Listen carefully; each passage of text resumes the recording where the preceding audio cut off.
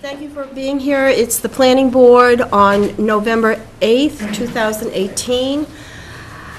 I'll entertain a motion to accept the agenda. So moved. Is there a second? Second. All in favor? Aye. Moving rapidly along, at 7 o'clock, we have a surety release. Karen? Yeah, Diamond Development finished the road, the private access drive for the residential compound development, and we were holding $20,000 in surety, and so they have asked for it to be returned as their design engineer and the town's consulting engineer have determined that the project is complete. Okay. Questions from the board? Okay, I'll entertain a motion.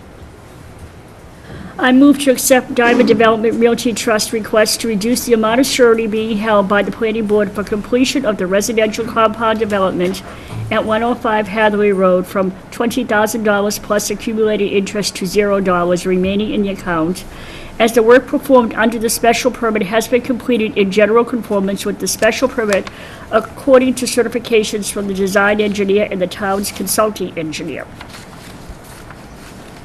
Is there a second? Sure. Second. Okay, the second. All those in favor? Aye. Opposed? Unanimous. Thank you. Moving on. Mr. Washburn. Thank you. Good evening. Good evening. Okay, you're here about an informal discussion on zoning for Greenbush, flexible open space, and floodplain zoning. Yes, if I could just take a split second to tell you about the master plan. I don't know if there's been a meeting since we interviewed the candidates. We just had a brief discussion on it, that was it. Okay, so just want to let you know that we've selected, that we interviewed Harriman and Brovitz and Dodson and Flinker, and selected Harriman. So we're excited by that, and we'll be meeting with them at the end of the month to do a kind of an informal kickoff meeting, which will then kind of start this whole process. So we're excited, and I anticipate at the next selectmen meeting on the 20th that we'll be bringing the contract for them for signature. So just wanted to give you. Yep. Thank you. In regards to what was on the agenda for tonight, just wanted to talk with the board about the 3 zoning items that we'd like to move forward for our annual town meeting in the spring.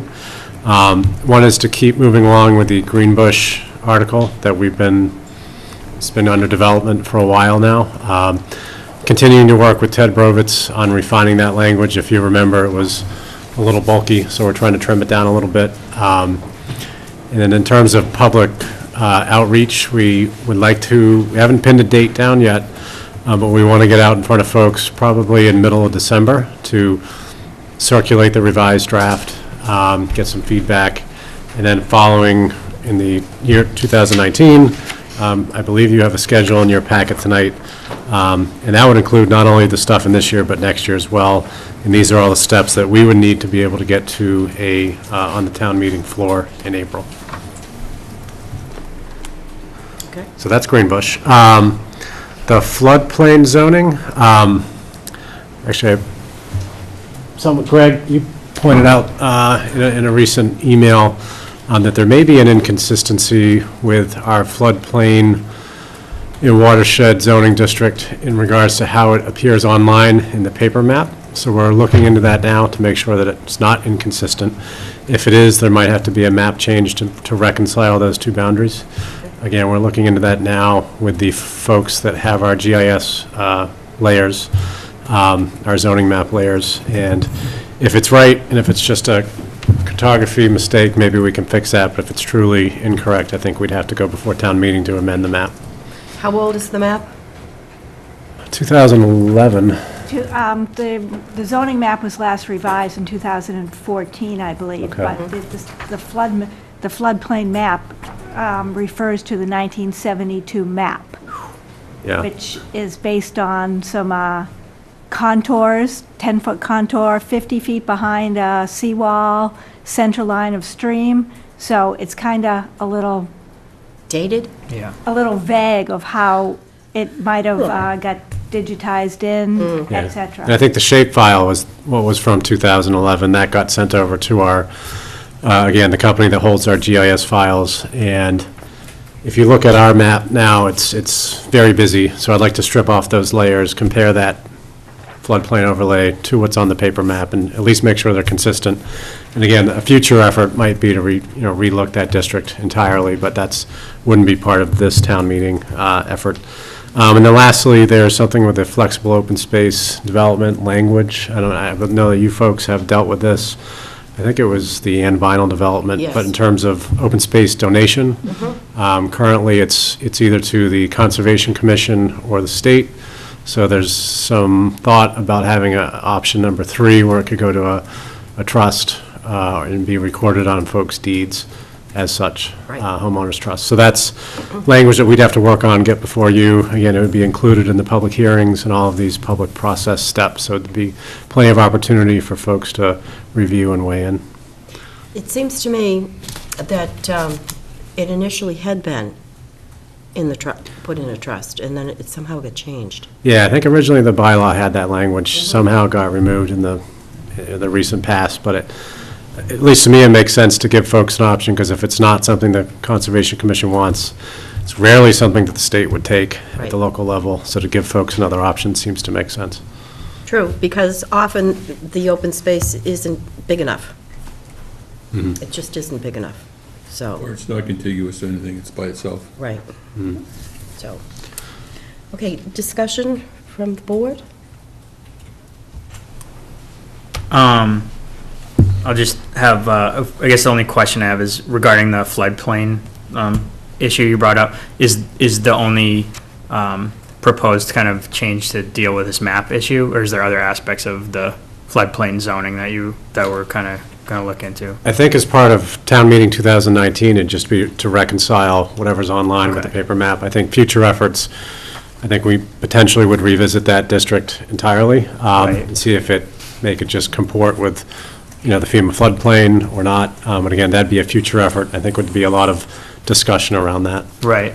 As far as, okay, the floodplain then and the flexible open space changes, those seem fairly innocuous to me and should be changes that are made. Greenbush definitely, as we can see, there's so much infill development going on right now that is just kind of going to happen. So I think getting the Greenbush rezoning done is obviously, would be a huge step. And I know EDC has been working hard on getting that done, and your office too has been working hard. So certainly I think, I speak for myself, I'm sure the other members of the board agree that certainly we want to get that rolling as soon as possible while all these projects are coming down the pipe.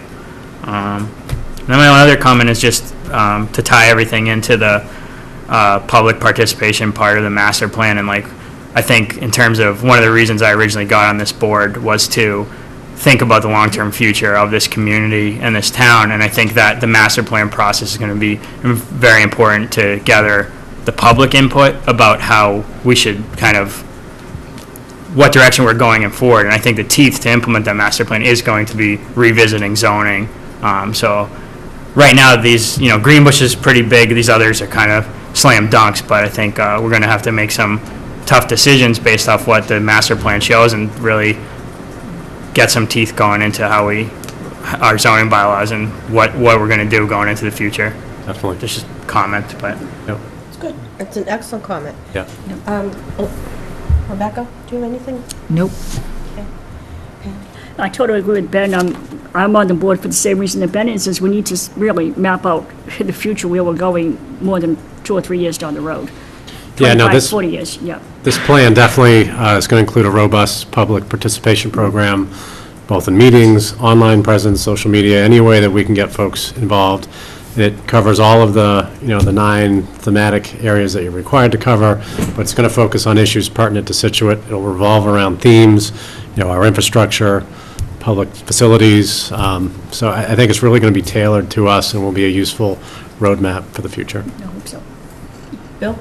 Yeah, just, Ed, I think it also is going to take bring all the components on a level base. So that we're, instead of building silos now, what we're going to do is we're going to show how the silos interact with each other. It's a piece that's missing from the master plan. And I think it'll bring in a lot of the questions that have been raised, points just made. Karen?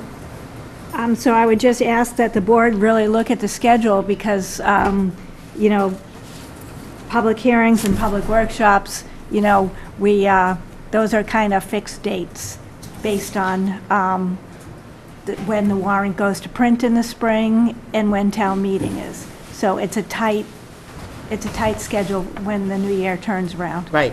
Okay. And if necessary, if we have to have an extra meeting, Yeah, we'll have to throw we'll have an extra meeting. We'll have to throw in an extra meeting, yeah. Yes, I'm certainly not opposed to that. Okay? And I couldn't agree more with the board that this is a long-term, long-range the process in and of itself, but also, it's not what's happening right now, it's really 5, 10, 15 years out. You know, where does this town want to be 5 years from now, 10 years from now, 15? And how do we get there? And it's built on small successes more than anything huge. So if we can chip away, and really communicate with the town so that they understand what we're doing and why we're doing it. My mantra has always been, it's about communication. And the more people that are involved and are more than willing to talk to us, and we will talk to them, the better off we'll all be. Okay? All right. Anything else? Can I have one more little update, then I promise I'll leave? You don't have to leave. You have until 7:30. No, I'll go on and on forever, though, you know that. We were contacted by the Metropolitan Area Planning Council, MAPC, and they actually just reached out to us and said, would you like a grant to redo zoning in North Scituate? So, of course, I said yes, and that's something that we have not drafted the scope on yet, but it would build upon the vision that you and EDC and others worked on a few years ago. So again, that's exciting development and more to come on that, and obviously that'll be future town meetings, you know, not 2019, but probably 2020 at the earliest, but just good news. It is good news, because North Scituate is feeling like the poor relative compared to everything else in this town, and it just seems to be sifting slowly, disintegrating up there, although we do have a new business.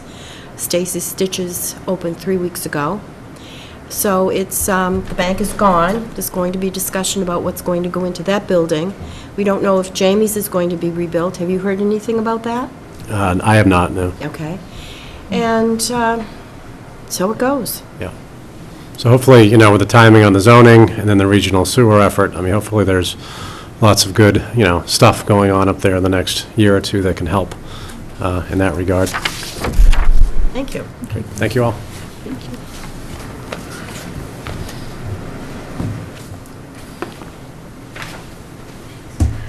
All right, we're about 15 minutes ahead of time, but because this is a public meeting and not a public hearing, we can go forward with the site plan administrative review for 8 Allen Place, Mulaney's Fish Market.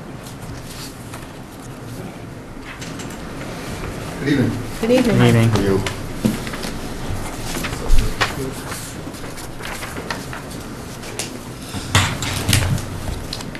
My name's Joseph Norton. I own Mulaney's Fish Market at 8 Allen Place, down Scituate Harbor.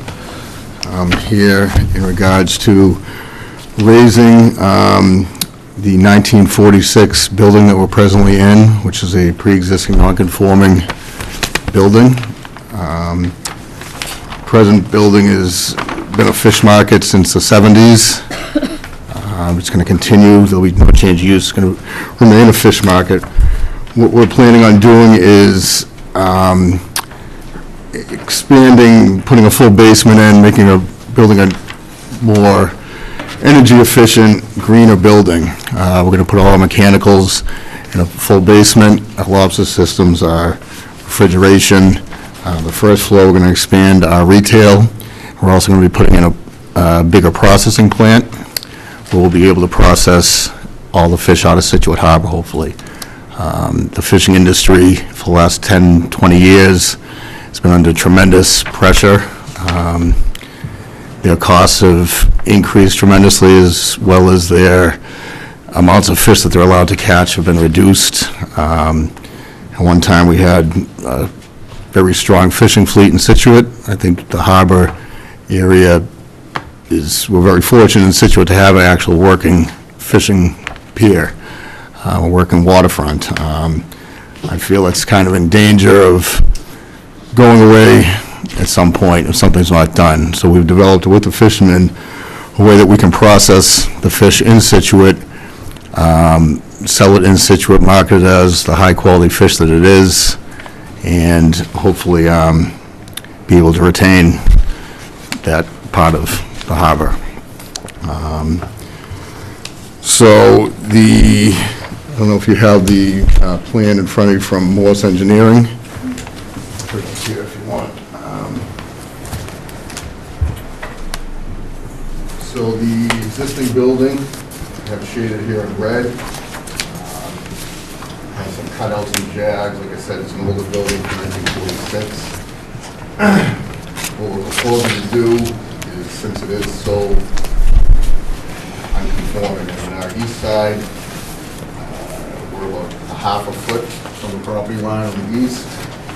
We're at 3.7 on the west side. Come in 2 feet on the east side. We're also coming in about 3.5 feet on the west side. So we're making the building actually narrow by about 5 feet.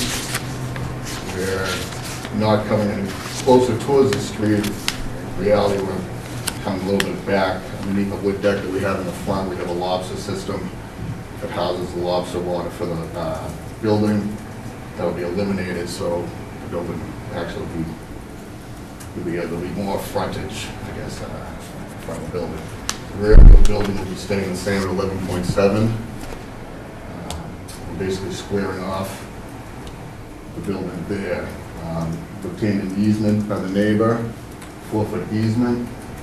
It'll give us a total of 11.2 feet on the west side of the building. So we're proposing to put a loading dock down the side of the building here, so our trucks can come down here, load and unload into the side of the building, instead of how it's done now in the front of the building, somewhat in the side of the building. The building presently, I believe, is 22 feet high. It's going to go to 23.6, far below the 40 feet allowed. Because the lot is so small, it's only 3,700 square feet. I and the architect didn't feel that any bigger building on the lot wouldn't look right. It is in the Harbor Business District, but it's also a residential area, so we took consideration. I think the architect, Alyssa Jones from Rivermore Engineering, has done a great job making the building fit in quite nicely to look like a harbor business, but yet be totally functional for a fish processing area. We're planning on the flat roof. We have a railing on top there. Planning on putting some solar panels up there to reduce our energy, as well as a greenscape to shade the mechanicals that will be on the roof, as well, making them more efficient, having the greenscape up there. We'll have water retention rain barrels on the side of the building that we'll be using to water the greenscape as well, pump up. We've taken a lot of thought and consideration into the building and how to make it functional and yet environmentally friendly, and reducing our carbon footprint as much as we can, as well as with the processing of the fish in Scituate, to be able to process fish right here in Scituate within a half a mile of where it's caught and processed, instead of fish going miles and trucks and planes and everything else, I think is a great idea.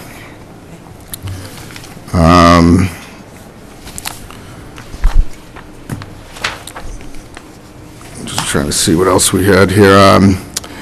And Karen had mentioned there was a couple questions about disposal of the fish waste. What we'll presently do and what we will continue to do is, on a bigger scale, is what any fish waste we will be donating to the local lobstermen to reduce their costs. again, they're, lobstermen as well as the fishermen are under tremendous pressure. The costs are crippling them at times, so to be able to donate and give them the bait that they need instead of spending considerable amounts of money on it, be beneficial to them. What we do not give to them will be trucked off-site like it is now. We truck whatever they don't take now to Boston, and we sell it to a disposal company, a compost company in Boston.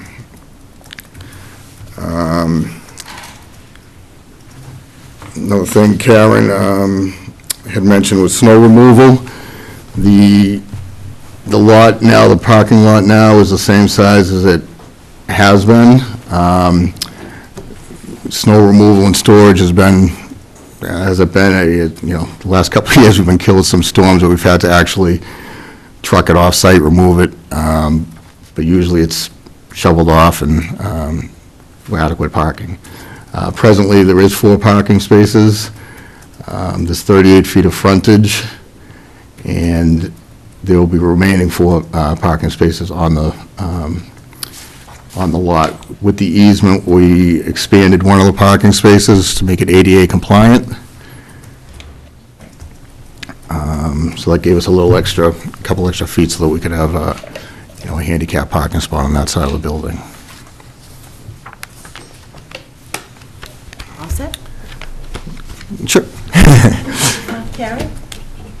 Yeah, so the board needs to decide if they would like the design review committee to review the facade or any of the signs or anything on that, because I have not sent it to design review committee yet. As Mr. Norton indicated, I did ask for some additional information on waste and refuse, because I wanted the board to have all that information. Parking, Mr. Norton has indicated he's going to ask for a waiver for the office and retail portion, because there's 4 spaces on site, and the letter indicates that 8 spaces are required, and so he was going to present some information on that tonight. Correct. So since we're increasing the square footage, even though it's remained the same business, because there's an increase of square footage, putting a full basement in, with that extra square footage and making the building, the first floor more functional, putting the refrigeration, everything down the basement, by your regulations, we would have to add an additional 4 parking spaces. As you can see, there's no place to put them on the lot being so small as it is. So I was hoping that the board could grant a waiver under section 760.8 of the zoning bylaws.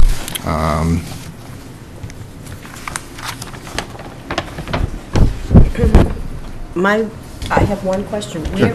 Do you have a dumpster? We do. And where are you parking the dumpster? Presently, the dumpster is here on this concrete pad here. Yep.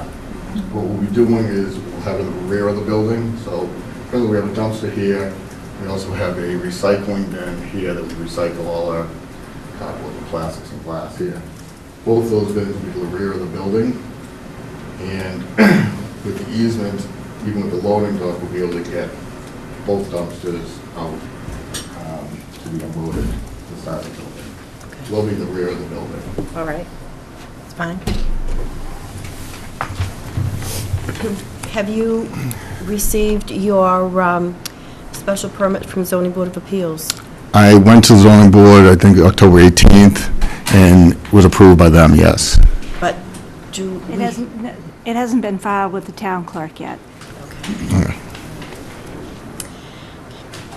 Karen, anything else? I'll defer to the board. Okay. Bill? Yeah, so, we're going back, so it's been written or in the process of being written? It's in the process of being written. I mean, it hasn't been filed with the town clerk yet. I checked this morning, and I don't think there was really any major conditions on it. Okay. Yeah, I guess. How long is it going to take you to do the project? It's probably going to be about 6 or 8 months anyways. starting when? When to when? I'd like to take it down as soon as possible. I'd like to demolish the building as soon as possible and then start building, get the foundation poured, and then build the project, start building in the spring, and we're hopefully up by the end of the summer. In a perfect world. It's unfortunately not necessarily. No, I know, it's not a perfect world. Always takes longer and It costs certainly more. does, it certainly does. But, we're ready to go as soon as possible. In the meantime, our retail will be done out of our Cohasset location. Our wholesale operation is going to be done out of a company in Boston that's granted us space that we can use to do wholesale out of there for the time being, while the building's being rebuilt. Okay. And what provisions have you thought through about affecting the neighbors while it's being redone? So on the east side, since it is so close to the property line, especially during the demolition phase, we'll be putting up a barrier wall, a plywood wall to keep from any debris falling into that property.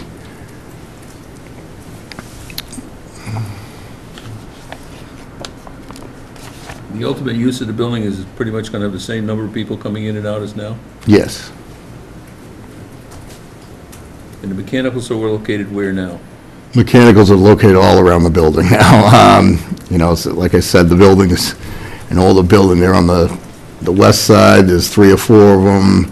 There's a couple on the back, a couple on the east side, one on the back roof. Again, by making it a more efficient building, we'll have one main mechanical system on the roof, on the flat roof. And again, that'll be hidden by both the greenscape and the railing that's on top of the flat roof. And the noise level, It'll be the same as it is now. I mean, primarily loading and unloading is done, morning time from 7 to 10, and then afternoons, 5 to 7. Retail is primarily from noon till 6, so there's really no overlap there. There hasn't been, and I don't foresee any real difference in the business changing that way. okay. And just a comment, 2 comments. One is, I think anything we can do to enhance the businesses down the harbor should be done. And I think this is a step in that direction.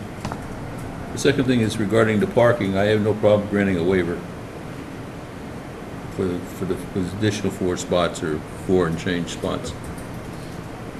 That'll hold me for a while. Patty?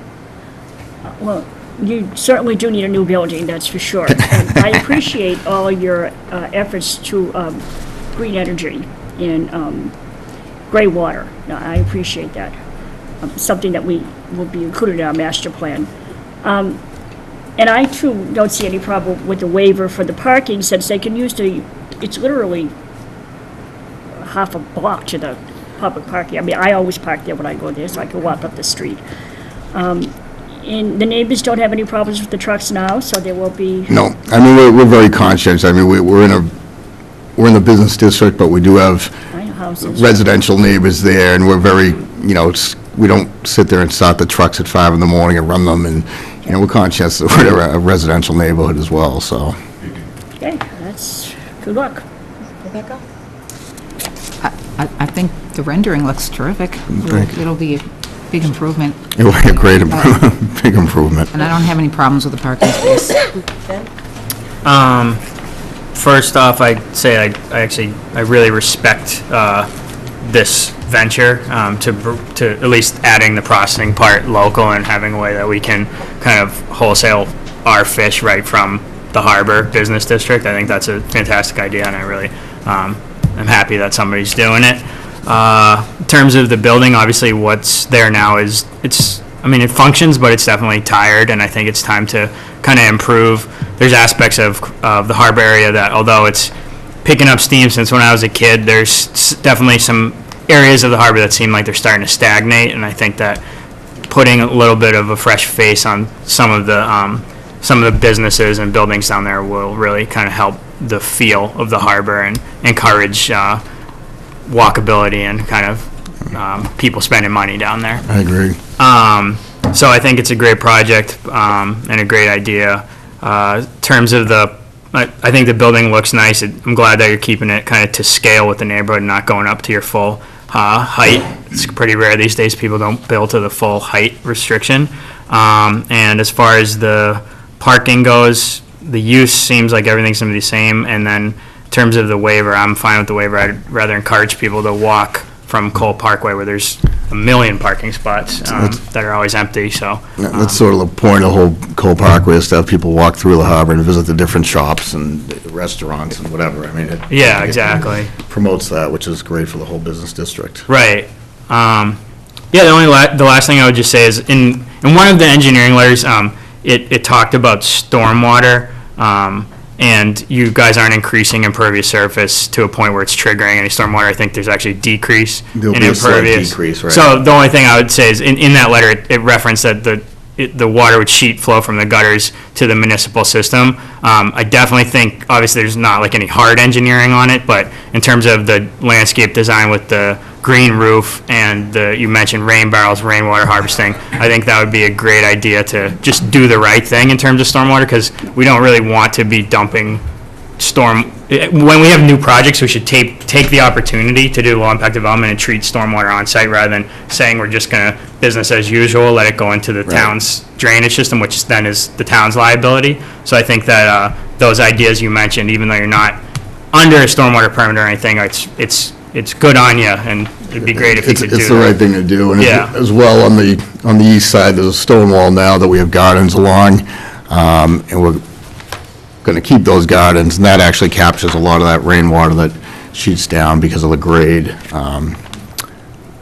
coming down the hill there. So that actually feeds those gardens as Right. well. So it's multi-purposed. Thanks, that's it. And I think it goes without saying that it's wonderful that you're doing what you're doing in terms of your greenscapes and the roof and all the rest of it. And I'm sure you will be certain to make that roof capable of holding all of those bits and pieces. That's the engineer's job. Yeah, but you don't want to have, between snow and rain and everything, have it all come thundering down. No, we've given thought into that as well as snow, especially on a flat roof. We looked into possibly using the gray water from the building for radiant heat up to the roof, which would serve a couple purposes, melting any snow that would be up there, as well as keeping the greenscape. And I have absolutely no problem with waiving the parking. I think it's, let's walk more than 2 feet. It's okay. And this is a public meeting. If there's anyone from the public that would like to add their 2 cents, we'd love to hear from you. Just identify yourself, name and address. Charlie Kivo, 60 New Driftway. Just a question about the mechanicals and the sound. And you said it's going to become a fish processing. Correct. Is that more than what's going on in there now? No, we process now, so there'll be no outside noise at all. There'll be no increase in mechanics. If anything, the mechanicals that are outside the building will be less noisy because it'll be more efficient refrigeration units. I'm talking, I mean, more towards larger refrigeration units. You have a air handler or a cooling tower or some mechanism. Is that going to create a plume? No, since the coolers and the freezers and everything will be in the basement of the building, and there'll be no exhaust systems that exhaust anything out of the building. I mean, there's no mechanics that will be producing any exhaust at all inside the building or out.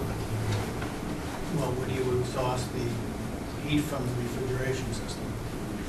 What do you use for cooling the? HVAC system, which is which we presently use.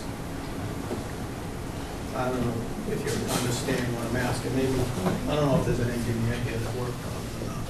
but you're gonna have to have a cooling medium to create the refrigerant. Right, like we do now. We have So you have a heat compressors. exchanger, and those compressors have to give off the heat somewhat.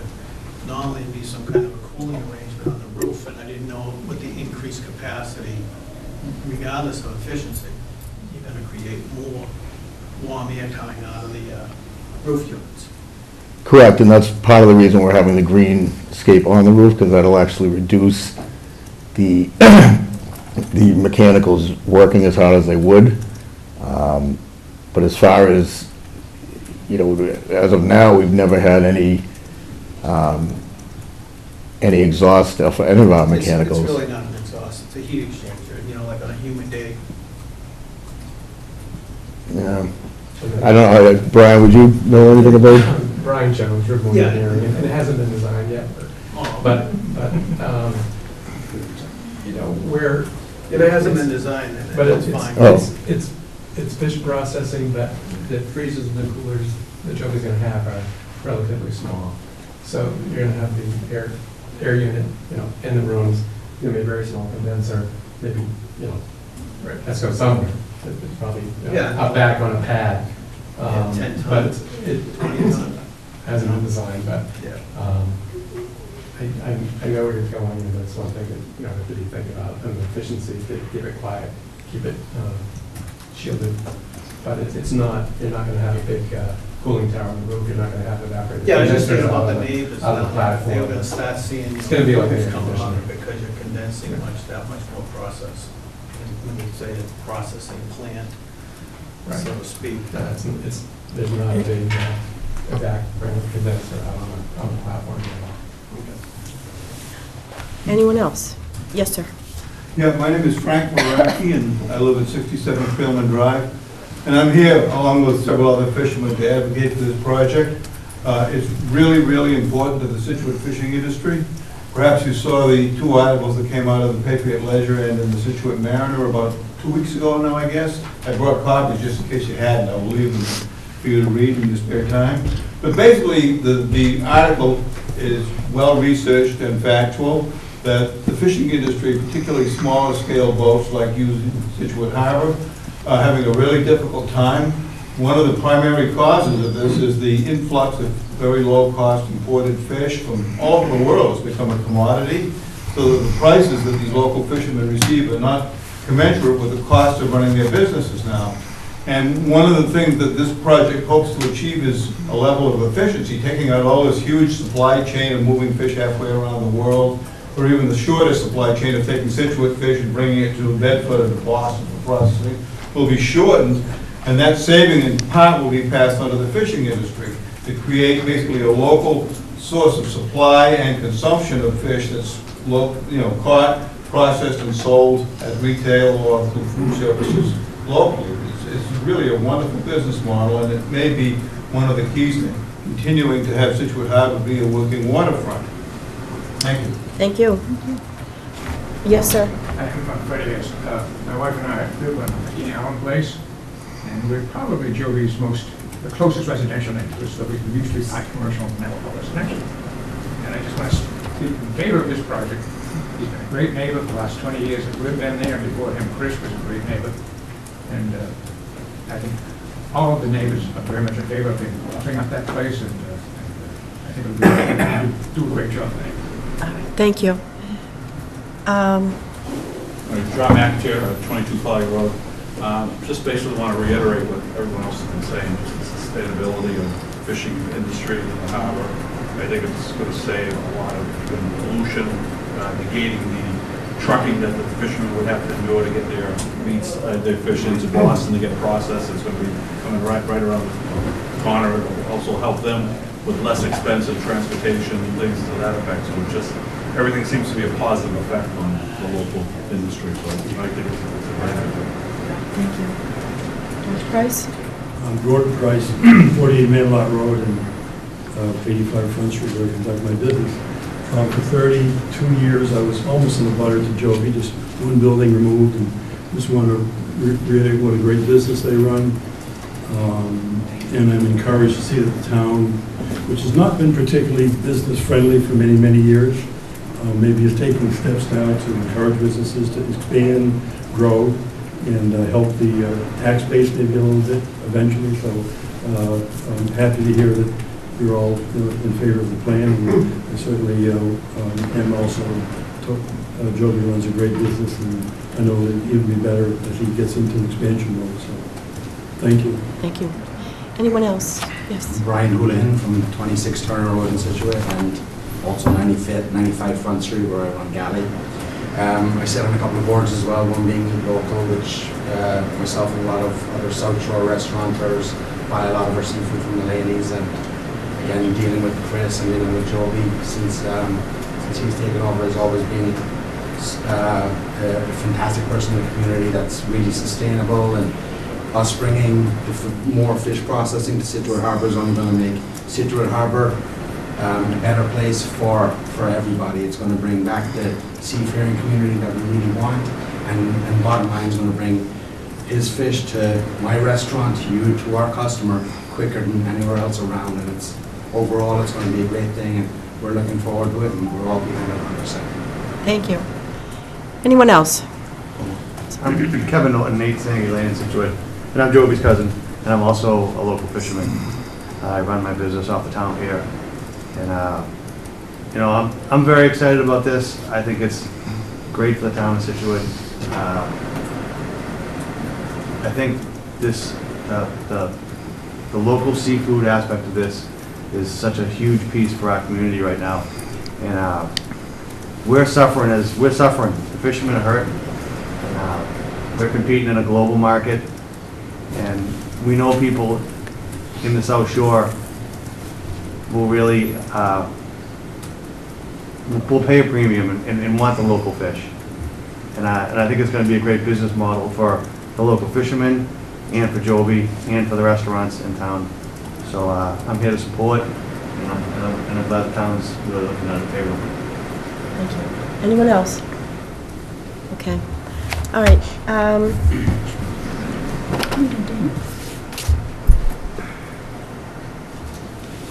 Karen. Well, I didn't draft a motion, but we could craft one right now if the board is ready to approve it. The only thing procedurally is that the ZBA decision has not been filed We with the don't town have the clerk. ZBA decision, and frankly, I know it's coming, I know it's going to happen.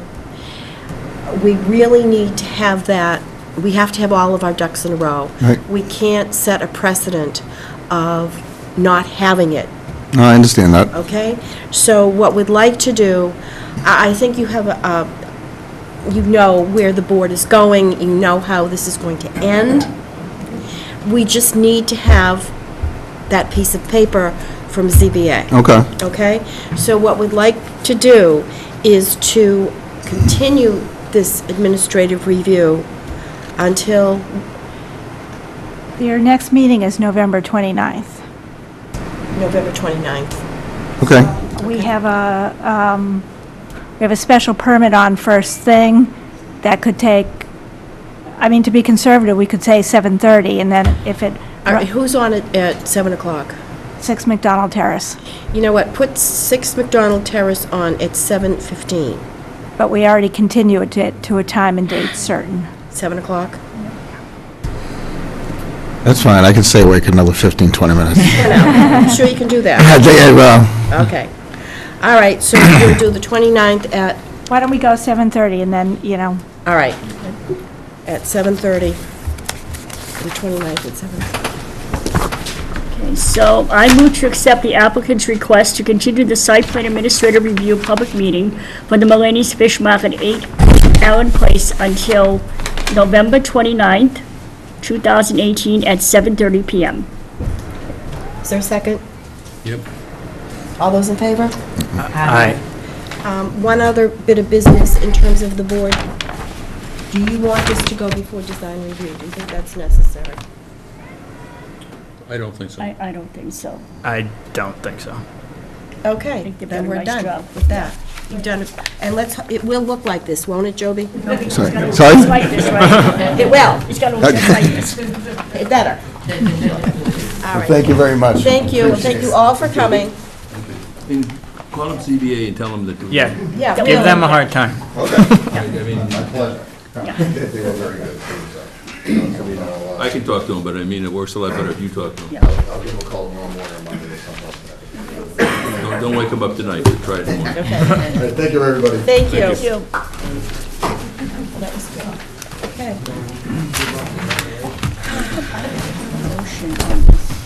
No, we're gonna continue it, I think. I don't know.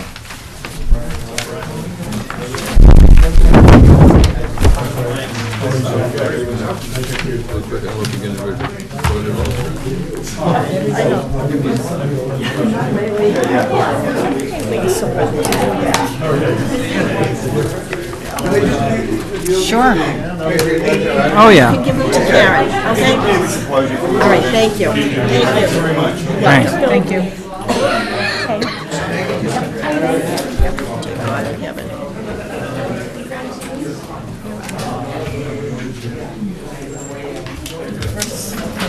All right, our next order of business Public hearing. is a public hearing at 8 o'clock, so we have 15 minutes before the public hearing. So, Want to do this? A&R. We could do, it looks like we could pretend, we can't start the public hearing until early, 8 o'clock. so, Are you prepared to do the Form A for 203? Yes. Okay, so why don't we take that one first? All right.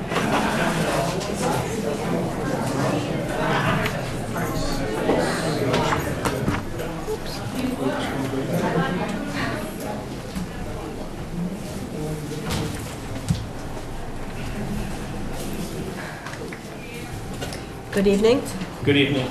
For the record, my name is Gregory Morse. I'm a registered engineer with Morse Engineering, representing the property owner, John Tedeschi. This is a two-lot A&R subdivision located at 203 Old Oak and Bucket Road. Old Oak and Bucket Road is at the bottom of the plan here. It is a public way certified with the town clerk's office. The site itself was originally 2 acres in size and had a house on it. The house has since been demolished, and we're proposing this Form A plan to divide it into the 2 lots. This is in the R1 zoning district, requiring a minimum of 40,000 square feet and 100 feet of frontage.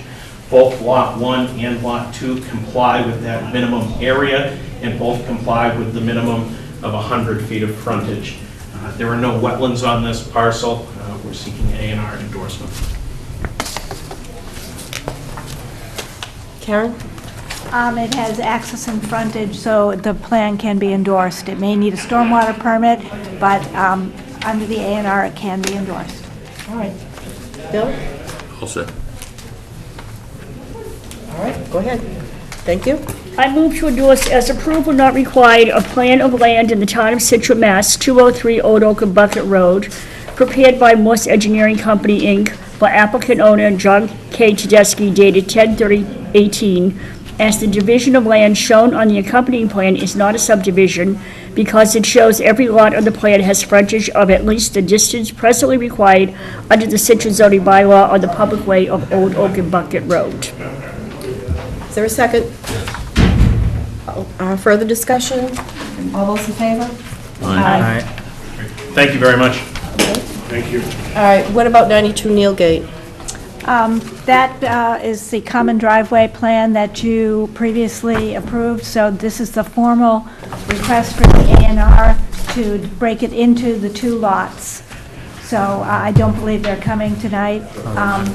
It's just the formal request to break it, and they have access and frontage. Okay, do we have a motion? Yeah, I believe you will. Yep. Okay. I move to endorse as approval not required a plan of land in the town of Scituate, Mass., 92 Nealgate Street, prepared by Stembeck and Taylor, Inc., for applicant owner Gregory P. and Wendy S. Sears, dated 10/30/18, as the division of land shown on the accompanying plan is not a subdivision because it shows every lot on the plan has frontage of at least the distance presently required under the Scituate zoning bylaw on the public way of Nealgate Street. Is there a second? Yes. All those in favor, please say aye. Aye. Aye. It's a vote. All right, so then the second part of that one was to endorse the common driveway plans. Technically, your planning board, some of the conditions require the common driveway plans to be endorsed, so that's the second motion. Okay, so I move to endorse the common driveway plan in Scituate, Mass. for 92 Neilgate Street, prepared by Stembeck and Taylor, Inc., for applicant owner Gregory P. and Wendy S. Sears, revised dated 9/28/18, as the common driveway standard conditions require the board's signature on the plans. Is there a second? Yes. All in favor? Aye. That's done. All right, do we have minutes?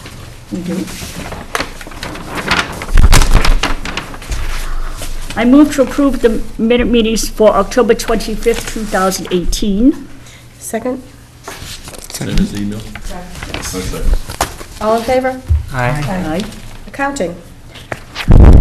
I move to approve the requisition of $1,560 to Merrill Corporation for peer review for 6 McDonald Terrace, for $5,034.46 to K&E Construction for return of stormwater bond with interest and unexpended funds for peer review and site inspections, for $20,279.81 to Diamond Development Realty Trust for return of surety, and for $3,010.83 to Christopher Scanzillo for return of stormwater bond, for $1,843.20 to Horsley Witten for peer review inspections for Seaside at Scituate. Is there a second? Second. All in favor? Aye. Okay. Wow, we still have 10 minutes. Okay. Do we have any liaison reports here? Nothing to report. Nothing good. Nothing. All right, you know what, we're, Oh, no, all right, we can, all right. we have one resume for the design review committee. Yeah. Do we want to schedule them for an interview next time? Sure. Yeah. Okay, so we'll put that on next time.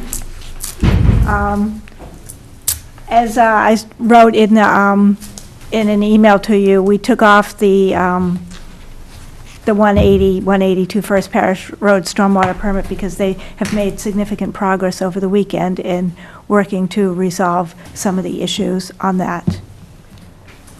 Seaside at Scituate is going, it's really going to start beefing up this week.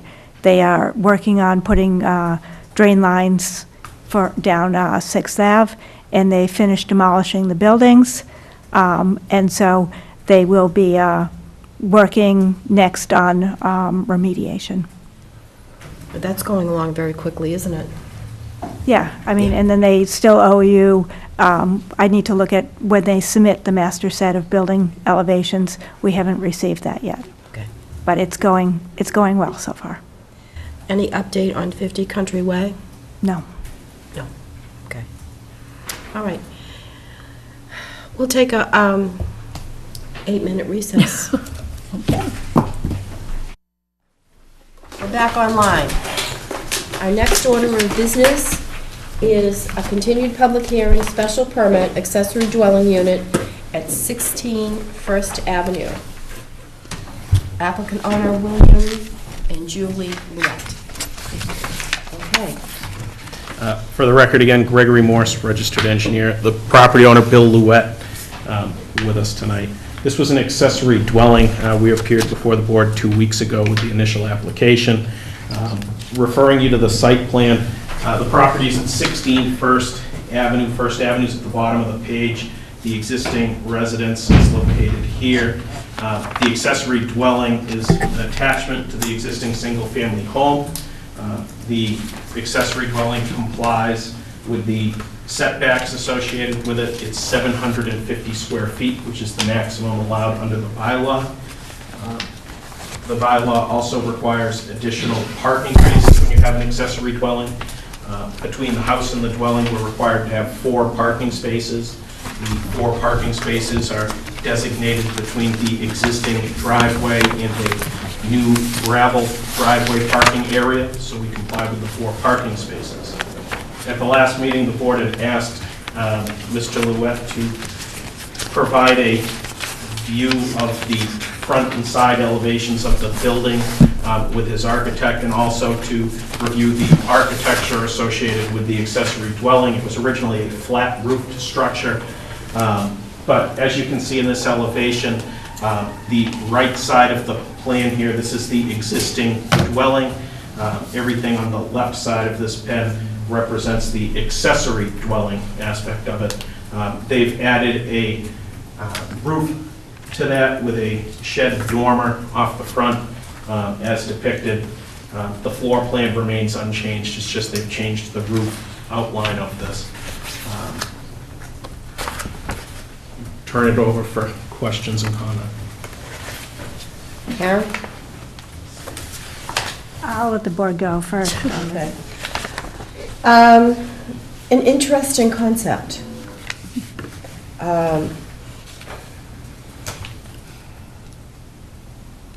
Do you have a full basement under this? Yes, there is a basement under this. Okay. And is the attic accessible and usable? No. No? We had a flat roof on this last time, and we were asked to put a roof on. Right. The architect put the roof on. We spent $900 more to get this drawn up again. We're trying to get our in-laws into our house. They just sold their house today, and we want to get this going as soon as possible. When we were at the zoning board meeting a month ago, it probably took about 5 minutes. They said it was a slam dunk. They don't understand. I don't understand why we're having issues if we're meeting all the setbacks and everything. It has to do with blending into the neighborhood. So we have the siding, if you can see, it matches our house. We don't have any landscape in the picture. Obviously, we're going to have landscaping done. We can't add on to our house because our house is not big enough, so there's really nowhere up we can go for our in-law suite. The only way we can do an accessory dwelling is add it on to the side of our house in the back corner. So my son still has yard where he can play in the front with his friends and practice for his athletics. We're trying to do this. We had the flat roof so the neighbors behind us could still get an ocean view. Now we're adding on the roof. We thought we were doing the right thing by having a flat roof so they could have their view. Now we're adding a roof. I think they're going to be a little disappointed in us. So we're trying to do the best we can for the neighborhood. I don't think this is an eyesore at all. I don't understand what the issues are. I'm going to give you some pictures of abutting houses up and down the street. The house right behind us it looks like a new mansion. We can't do that. We can't afford it. The house next to us went up and added on, went up because they don't have the property to add on to the sides.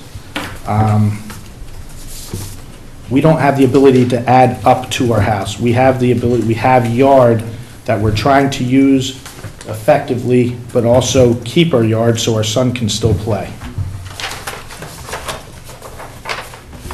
Okay, Bill? You know, it ends up that the issue that we're grappling with, I'm grappling with, is how does this changed house integrate into the neighborhood? Right, so it's not a matter of the setbacks, because the CPA took care of all of those. Right, so the question is, does the building look, how does it look in relationship to the existing building? It's going to match the existing building. It's going to be the same colors. As you can see, there's a dormer on our house. If you look at the left side elevation, there's a dormer on our house in the middle of the roof. There's a dormer on the addition that's in the middle, so it's going to blend. The roofs are going to be the same. The siding's going to be the same. It's only 750 square feet, so it's not going to be setting out that far in the property. The house next to us is a cape that was raised.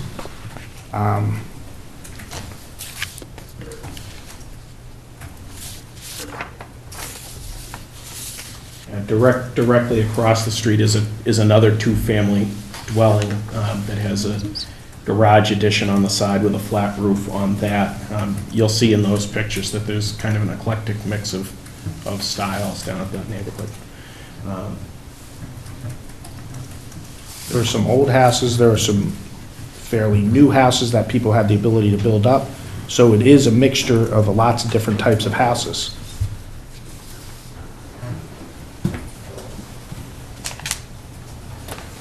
Is there access from the accessory apartment to the basement? Because we see that there is a bulkhead. Correct. It is a bulkhead. But is there access from the accessory apartment to the basement? No, it's just from the front bulkhead area. And there's no access from, It's both sides of the house, because we could, judging by the bylaws, I thought we were not allowed to have a front door, had to be side or rear doors, and so we have two entrances on both sides. We were following the bylaws. I understand, but can you access the basement from inside the house? No. No. From your house, you can't get to the basement? You're asking the main dwelling? No, to get to their base, no, we cannot. It's the bulkhead. Okay. So the changes that have been made are basically the dormers and the roof. My understanding was the flat roof was the big issue, and also not being able to see the full, our house with the attachment.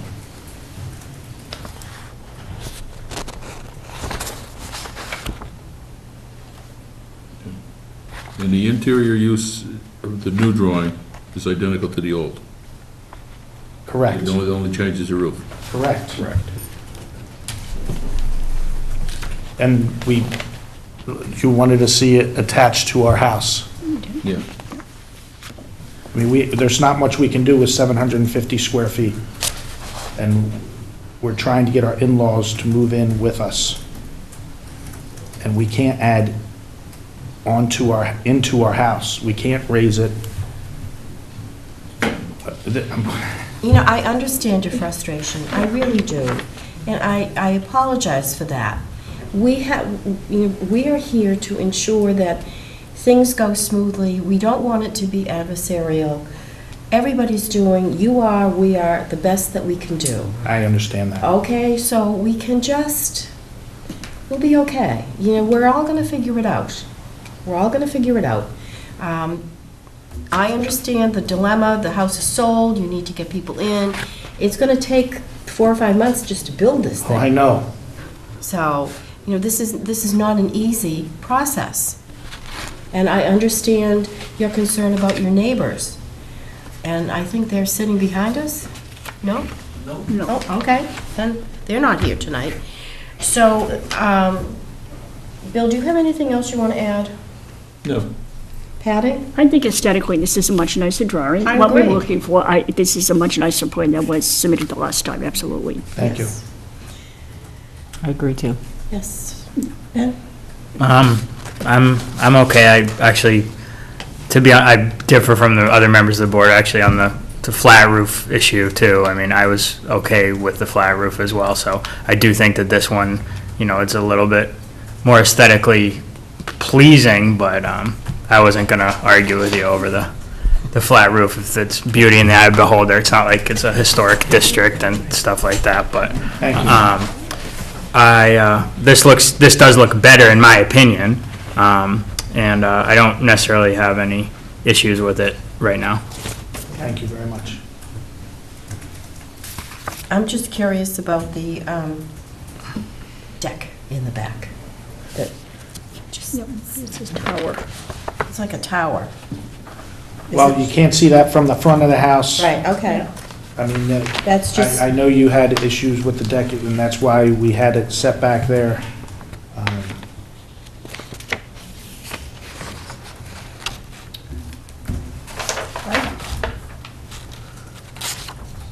I mean, it is what it is. Okay, do we have, I did draft a motion for an approval, and I drafted a motion for a continuance.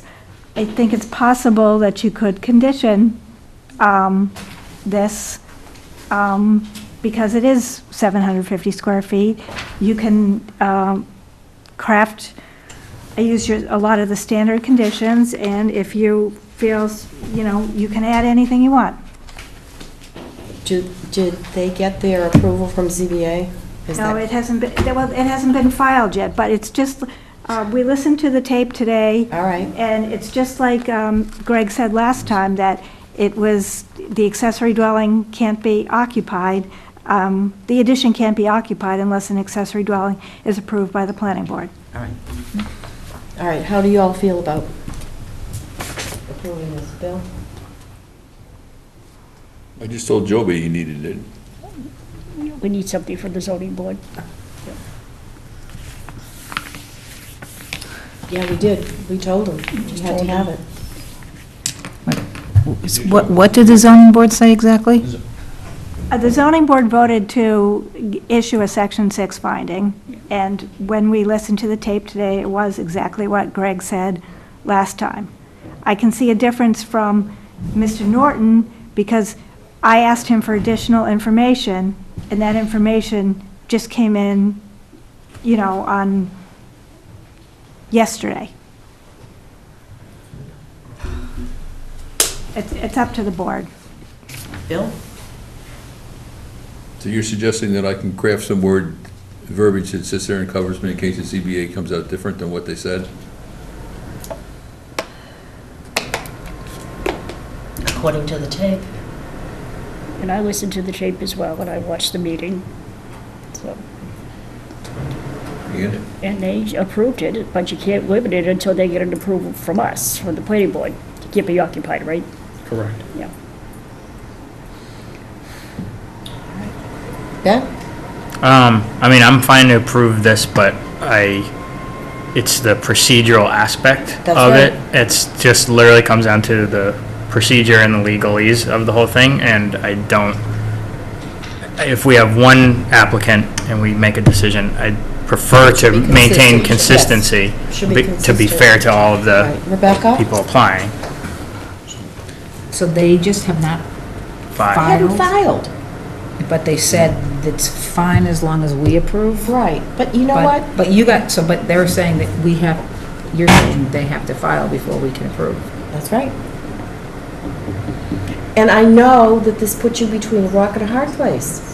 And I'm just confused. So I mean, the ZBA gave this unanimous approval. There wasn't anyone that spoke up against it, and it was approved. The ZBA does take a while to write their decisions, unfortunately.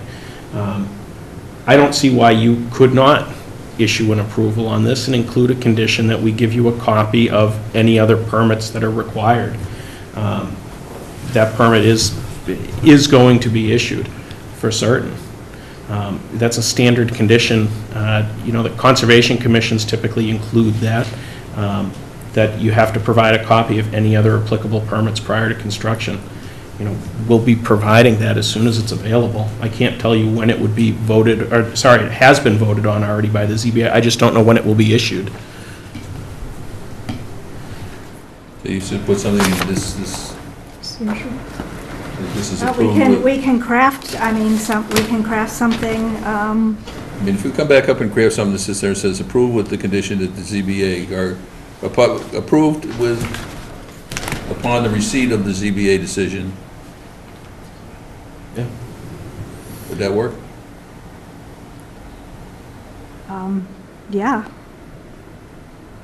So basically, then you'd build the whole, or your whole approval based on, predicated on getting that decision. If you don't get the decision, then in effect, that's... null and void. Null and void, yeah. And somebody better make a phone call tomorrow. I did this afternoon. And? It's being circulated amongst their members. After they take a vote, I believe they have 60 days to write the decision. Yeah. And it's been, what's it been, almost 30 at this point? So. Always been my experience with the ZBA, brief time I was on the ZBA, if it came in and the decision was by and large written for them, then they just did some minor wordsmithing and basically approved it. But did they take the full 60 days? No, the No, whole... they do it as Right. quickly as possible, is what I was told this morning. I mean, so you want to say the accessory dwelling special permit is conditioned on receiving Approval? approval from the Or ZBA? filing, not, The filing. approval's been granted, right? The filing. We want the filing.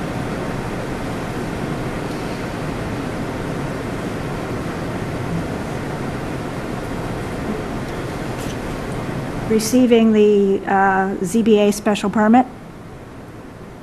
Yeah.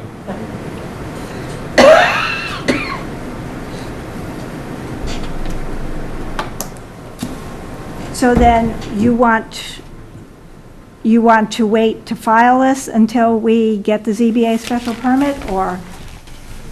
I could file it tomorrow. Okay. Because it's, All right. what it says is it's contingent upon receipt of, this decision is contingent upon the receipt of getting the ZBA granting the approval or granting whatever Section variance 6 was. finding. So, Section 6 finding, thank you. So the accessory dwelling special permit is conditioned on receiving the ZBA special permit? Yeah. Okay. So why don't we then go through the conditions?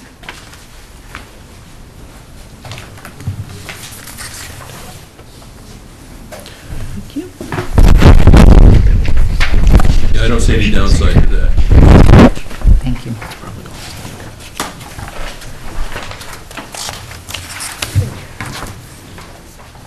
So then I'll give you my copy. Okay. Let's move 5 up there and make this 6, because that's the one we usually add last. Okay, hold on. So we're gonna put, Okay, let's try this, okay. let's go. I move to make the following findings of fact. On September 27, 2018, William and Julie Ouellette applied for a special permit for an accessory dwelling within a single-family home on the property at 16 First Avenue.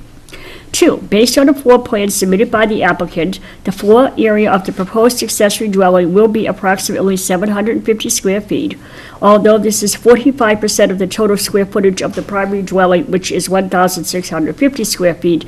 This meets the size requirements of 530.2F of the zoning bylaw for accessory dwellings, as the greater amount is allowed. 3, the side setback of the existing house is 3.9 feet according to the accessory dwelling site plan. A special permit to allow an addition was voted by the ZBA on October 18, 2018. The accessory dwelling unit will be a complete separate housekeeping unit, and there will be only one accessory dwelling on the lot. 5, revised architectural plans dated 11/4/18 have been submitted in response to the board's concern that the appearance of the building remain unchanged as much as feasibly possible. 6, the proposed accessory dwelling site plan shows a paved driveway and additional parking spaces parallel to the road, which appears capable of providing 4 outside parking spaces. This appears adequate to provide 2 parking spaces for the accessory dwelling and parking for the primary dwelling. 7, the owners have submitted a signed notarized statement that they will live on the property. 8, the main dwelling and the accessory dwelling will be serviced by town sewer and water. 9, the application meets the standards of the Scituate zoning bylaw for an accessory dwelling special permit. I move to approve the special permit for an accessory dwelling at 16 First Avenue with the following conditions, in addition to the standard conditions for accessory dwellings approved by the planning board after a public hearing on 12/17/15. 1, except for any changes necessary to meet these conditions, any construction shall substantially conform to the site plan entitled Proposed Accessory Dwelling, 16 First Avenue, Assessors Parcel 34-10-5, Scituate, Mass. By Morse Engineering Company, Inc., dated 9/18/18. Architectural plans by Bob Burgess revised, dated 11/4/18, consisting of 5 sheets for the Canal residence at 16 First Avenue accessory dwelling, including elevations, floor plans, foundation plan, and framing sections, and shear wall. 2, the number of bedrooms in the accessory dwelling is limited to 2 in the location and size indicated on the floor plan submitted with the application. 3, the accessory dwelling shall conform to all applicable standards in the building, plumbing, electrical, mechanical, fire, and health codes and bylaws. 4, construction work shall not begin prior to 7 a.m. weekdays and 8 a.m. on Saturdays, and shall cease no later than 7 p.m. or sunset, whichever is earlier. No construction shall take place on Sundays or legal federal holidays. Construction includes idling of vehicles, delivery of materials to the site, and all other construction activities. 5, the accessory dwelling special permit is conditioned on receiving the ZBA special permit. And 6, the standard conditions for accessory dwellings approved by the planning board on 12/17/15 shall be conditions of this decision and shall be included for recording at the Registry of Deeds. Just read to me the second sentence, I guess. Which one? The last one. Next, like, it's now the next to the last one. This one? Yeah. This one here? Yep. Okay. The accessory dwelling special permit is conditioned on receiving the ZBA special permit. Do you want to say something about section 6? Why don't you instead put the section 6 finding from CBA? That It's works. conditioned on Receiving the section 6 finding. section 6 Finding from the zoning board of Finding. appeals. from the ZBA, Yep. Yeah, I'll spell that out. zoning board of appeals. Okay. All right, I'll second as modified. okay, and for discussion, is there a redundancy on, number one, not that it matters, dwelling including elevations? There's 2 sheets called elevations. Yeah. Well, okay. And, Learning something all the time. and are you the Cornells? Okay, the name change confused me. Okay. It has been moved and seconded as amended. All those in favor, please say aye. Aye. Thank you. Don't do it with work out. So did you mention we have to call the zoning board tomorrow? No. You can if you want. I would anyways. I don't think it'll do any good. Thank you very much, I appreciate it. Thank you. That's a question. As a practical matter, how soon would it be for us to see a shovel go into the ground? Do you have any idea? Well, keep in mind, there is an appeal period after this has been approved. So, The planning board is a 20-day appeal period, and the zoning board of appeals has a 20-day appeal period too. So So- they haven't filed yet, so that 20 days hasn't started No, it yet? has Starts not once they started. file. It starts once you file, Yeah. so. So if they take their 60 days, then another 20 days after their 60 80 days. 3 months. Great, thank you very much.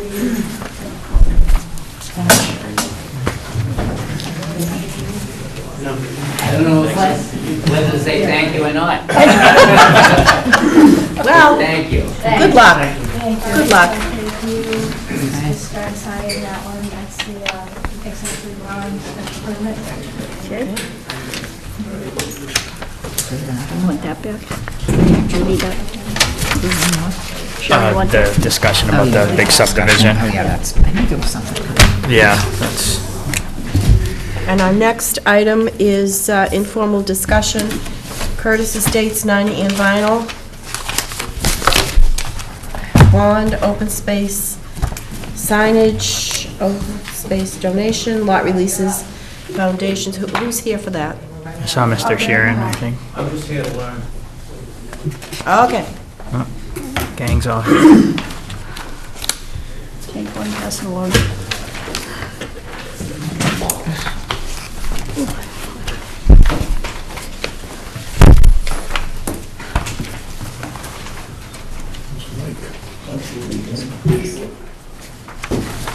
Good evening, Paul. Hello. Okay. He's here, but he's just down the hall. How you doing? Good, Bill, you? Had a wonderful time.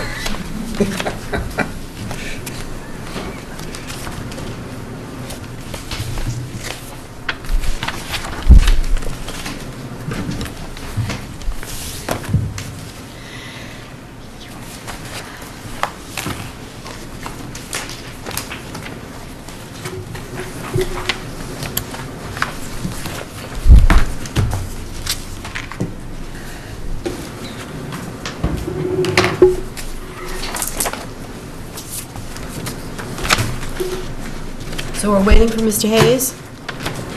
We are. We are. Okay, does he know that we're starting? Guess not. Okay.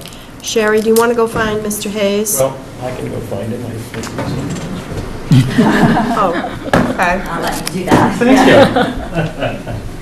It's the second time today. Want to tell us some stories in the meantime? Some stories? What kind of Yeah. stories do you want to Tell hear? us. Something you can say on TV. Right. You're always a good storyteller.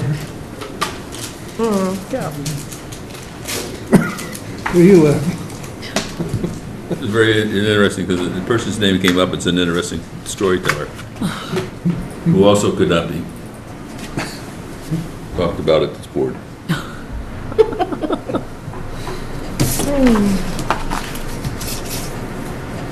Well, Paul, you must have some stories that go way back when.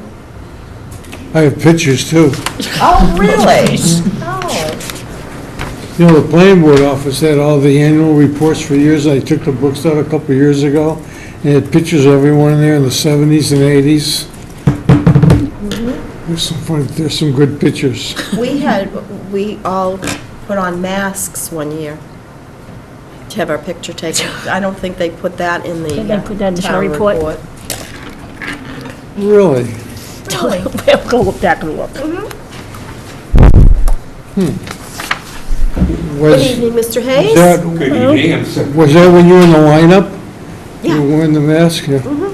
That's when the police station was next door. Right. Oh. In one of my renditions on the planning board. I don't remember that one. I guess I wasn't invited. You and I could both be in trouble if they had pictures of... I was gonna say, be Remember careful. when we roasted Eleanor? Yes. Could have both been sent to jail. I can remember when they... Really? Okay, all right. Okay. Let's get with the program. I'd like to be able to deny that. All right, who's making the presentation here? We have a number of things to discuss. I'm going to start. All right, you start. Introduce yourself to the board.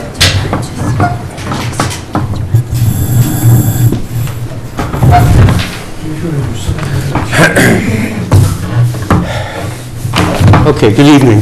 I'm Michael Hayes with Orenberger, Delisi, and Harris, and we represent the applicant, 90 Ann Byron Road LLC, and Paul Sharon is here, one of the managers of the LLC.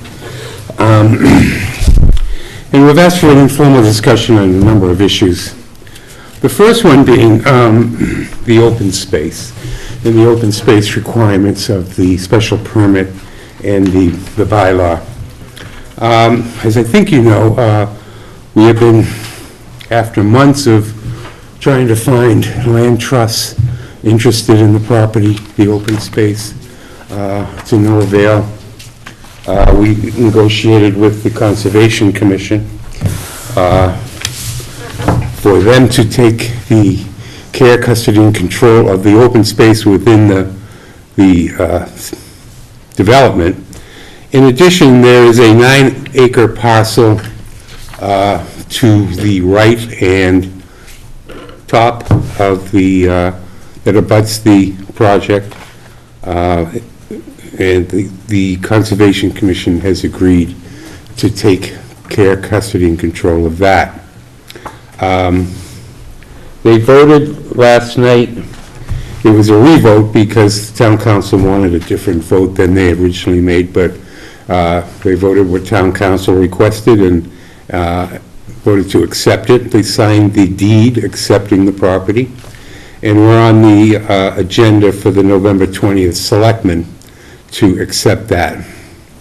There is an additional parcel, a 3-acre parcel that is just south of the big 9-acre open space parcel that we have made an agreement with between the Conservation Commission and the Public School Department, because that 3-acre parcel abuts the Hadley School property, that if the school department is going to do anything with Hadley School, renovate, enlarge, whatever they may do in the future, then we will donate that property to the school department.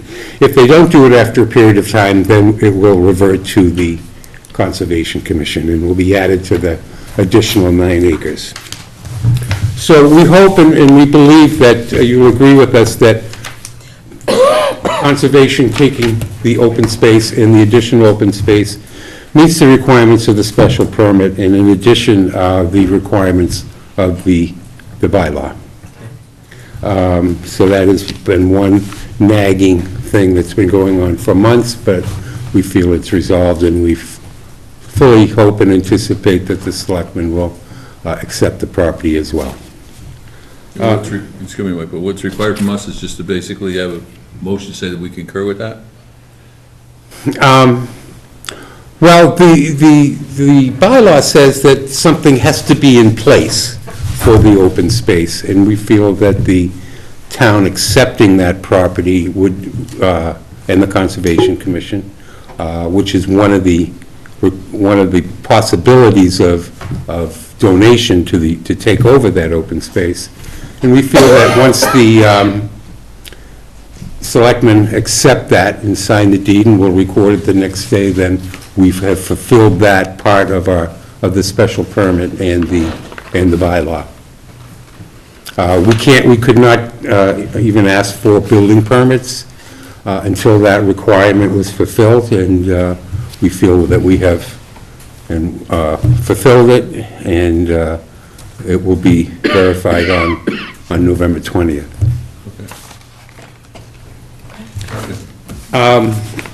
The next issue I think I'd like to talk about is, you've received a couple of, and I think you have copies of the deed signed by the developers and the Conservation Commission. No, I didn't send it to him. Okay. It came in so late today, I didn't Okay. send it to him. That's fine, but the deed has been signed, Conservation has signed it, and we're making arrangements to get it to Lorraine at this Selectman's office tomorrow. Paul and I both sent a letter regarding the bond amount, where we have suggested that the bond be set at $60,000 for the top coat of pavement, $12,000 for street trees, and the end vinyl sidewalk of $50,000. Now, we realize that during the course of setting this bond, the planning board wants to hear from its consultant and the DPW, and that number may change. And in addition to that, we are choosing to post not a cash bond, but a surety bond, corporate surety bond. And there is a letter that I have written which spells out the different options on the surety, and in fact, that under your subdivision regs, bond, a surety bond, a corporate bond, is the first alternative in the regulations as to how we are going to secure the access and public amenities be properly constructed. And Paul Sharon has the bond in place. The bonding company is well aware of what Scituate requires. You know, the $10,000 fee, the maintenance, the inflation calculations, all those calculations in the rules and regulations of the subdivision rules and regs will be met. So we are proposing that once your consultants in DPW and Paul Marabito and everybody agrees upon a proper figure, that the planning board will accept that bond. So we certainly know that that's not going to happen tonight. And that, No, not tonight. And, but we're in the process. We think we're reasonably close to getting everybody together to come up with a figure. And one of the things we are going to suggest is that we be placed upon your next meeting to discuss that issue.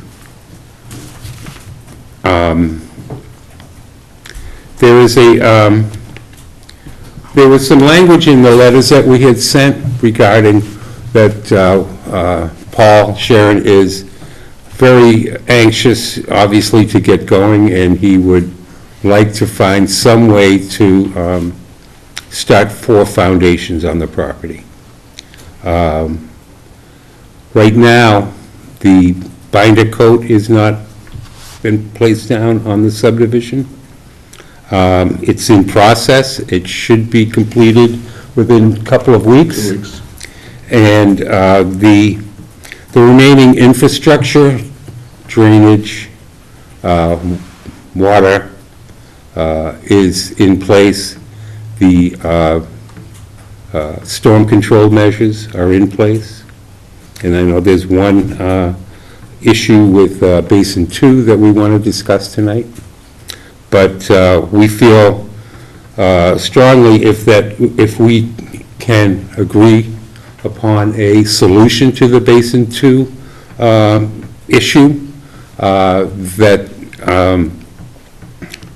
the criteria, and with the bond issue, that the criteria for releasing lots could potentially be resolved at your next meeting. Because we understand that under the Form-I covenant, no construction can begin, including foundations, until the access is installed and all the municipal services are in place.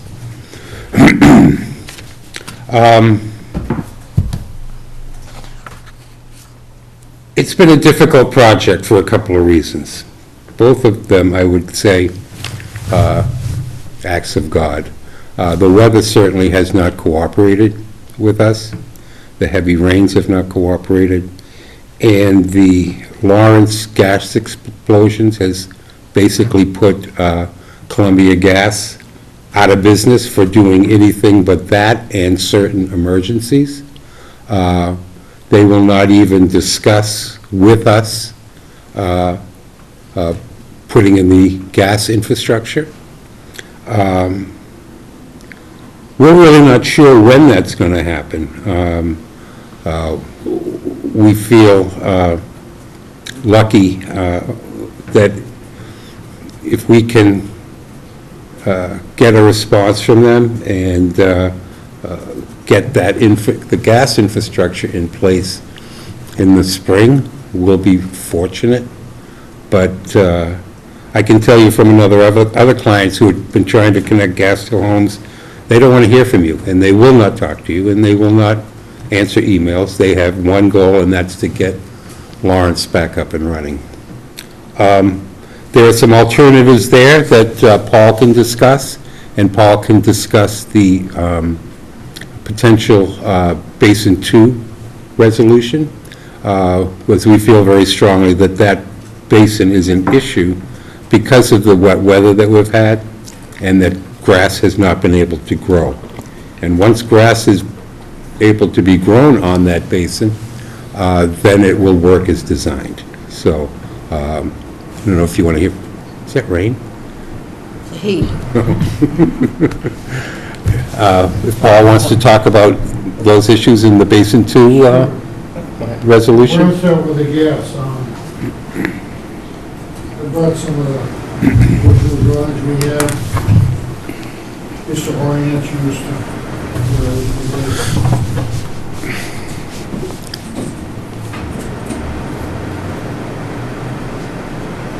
this is the area of Basin 2, in this area here. But let me start with the gas first. The gas in the approved plan was to be under the roadway pavement. It doesn't have to be there. The plan that we received from the gas company showed the gas line between the edge of the pavement and the layout line. And it came in here and went halfway around the cul-de-sac. The problem with that is that the water main has been looped in the project, and the water main is right underneath the berm. On this side comes back, and it's underneath the berm here. This is where the underground electric conduits are as well. There's only about 7 feet between the water main and the conduits for the underground electric. And the gas main was going to be between the center line and the water main on this side here. We feel the best way to put the gas main in is to bring it up the left side of the roadway and put it in that, in the area between the pavement and the layout line. There are no other utilities there. Whether the gas is on this side of the shoulder or this side really doesn't matter. But that would be the best alternative rather than putting it underneath the road. SLT is going to put in sleeves underneath the roadway for the gas and the electric. We also have the electric plans, and they show where the underground crossings would have to be. I think there's 4 of them. It's 1, 2, 3, and 4. Those sleeves are going to be put in by SLT as well. And they're also planning to put on sleeves for the gas lines, so once the binder's in, they wouldn't have to do any trenching on the road for those 2 underground utilities. So that's one thing that we would ask, is that there would be a change in the cross-section showing that the gas being in this area, to put it in either shoulder, preferably in the left-hand shoulder where there's more room. We can't get an answer from the gas company as to whether or not a 2.5-foot separation from a water line and 2.5-foot separation from an underground electric line is adequate. So without having that information, we propose at this point to put it on this side of the roadway. And whether it's on this side or this side, the construction for that installation wouldn't change. Switching over to stormwater basin 2. Wait a minute, before you do that, did you not just say that you were going to take the water up on the right and bring it down, loop it and bring it back? The water's in, and what it does is, this is the curb line. Yep. The Cape Cod berm. The water main is right underneath that, and it comes down here, and it comes under the curb on this side here. So, Cape Cod berm. okay, so, but your gas line is going to be next to that? Yes, it would be to the left. Okay. All right. Because Gas line, the water line is about 5 feet down. Okay. The gas line. The gas line's down 30 inches. All right, because you had said there were no utilities on that side, that's why I asked. And how are you going to deal with the little cul-de-sac? In the cul-de-sac? I mean, for the gas? Yep. What they do is, the gas company was gonna run it up to the cul-de-sac and bring it around to about this point here. And then what they do on these lots here, well, once they come into this circle here, they can service these 2 houses off of this circle. And I think there was one crossing here, coming from this side, there'd be one crossing to come to this lot line, and they would service this house and this house. Would they have to dig up the road No. to do that? No, All right. they're gonna put a 3-inch pipe into the road now. Okay. And then they can just push the a flexible line through that for the gas service. It's a very common method of doing that, so you don't have to dig up the road at a later point in time. All right, now you can go to stormwater, thank you. Okay, now relative to stormwater basin here, there's this is stormwater basin 2, and this is also the low point for the entire project, with the exception of the back portion. There's a basin here, it takes the water from this area and it brings it into the wetland. But the rest of the subdivision, the water's either coming down here and it goes into this front basin, which crosses the road with a pipe, and it goes into basin 2. There's also a basin 3 up in here, and that controls the water coming off the back of the lots and also in this area here, but everything ultimately feeds into basin 2. Basin 2 is the low point in the property.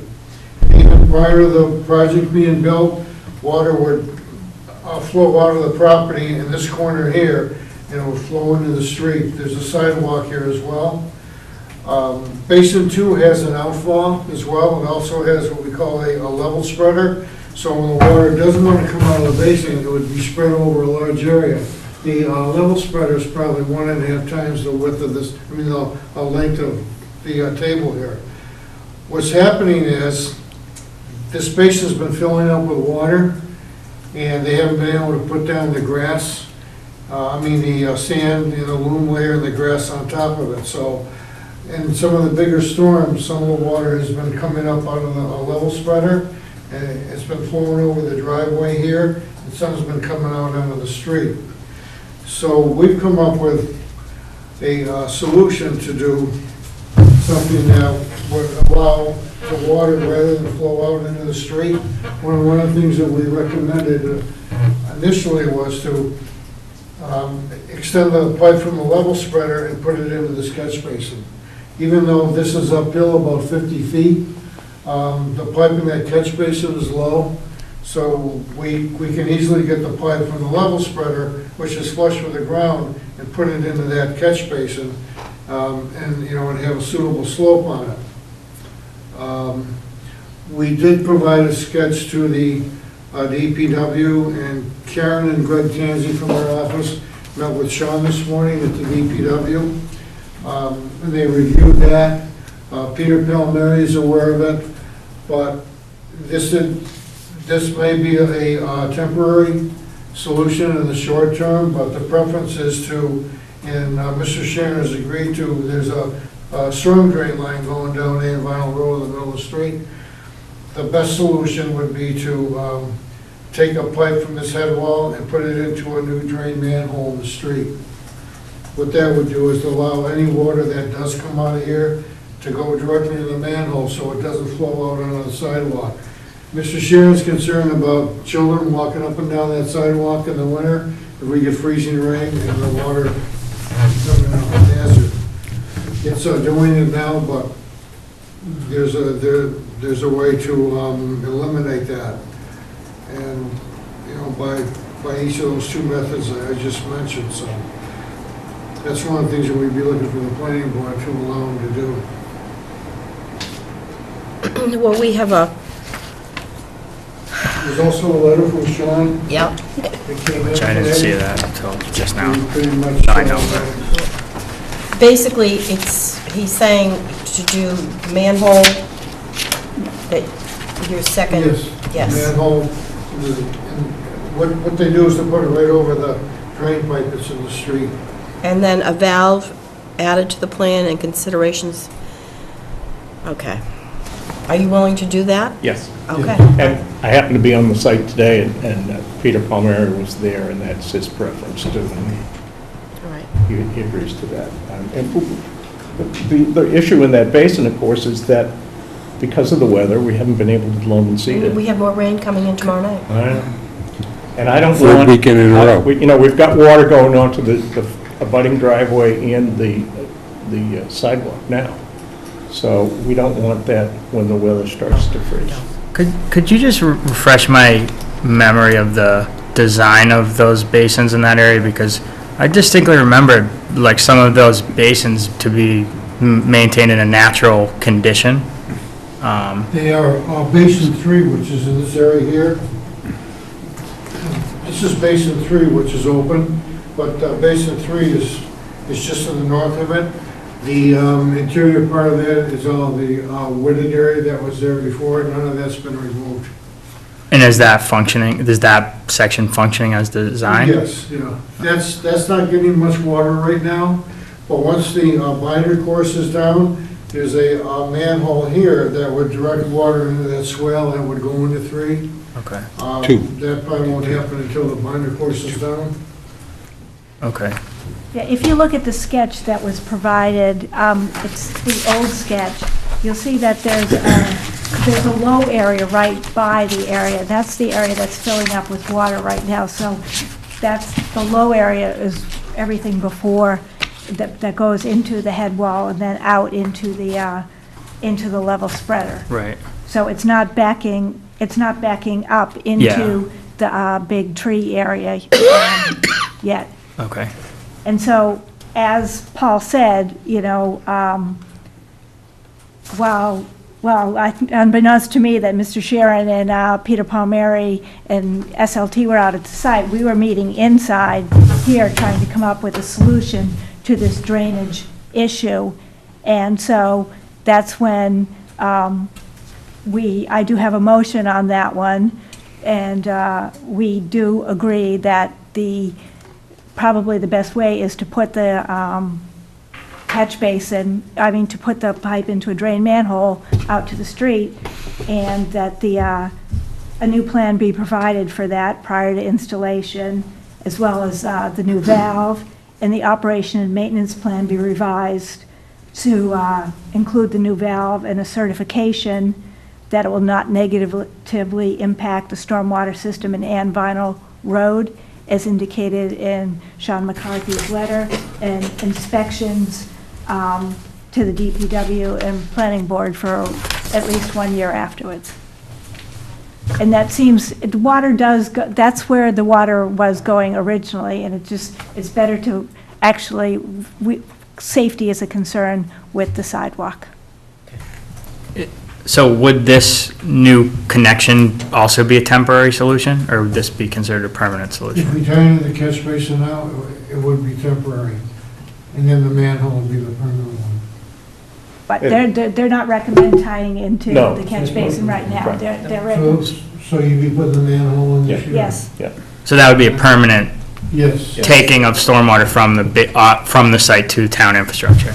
Yes. Yes, but that's why DPW would like to have the valve coming from the level spreader to allow some water to discharge a little bit on site as originally planned.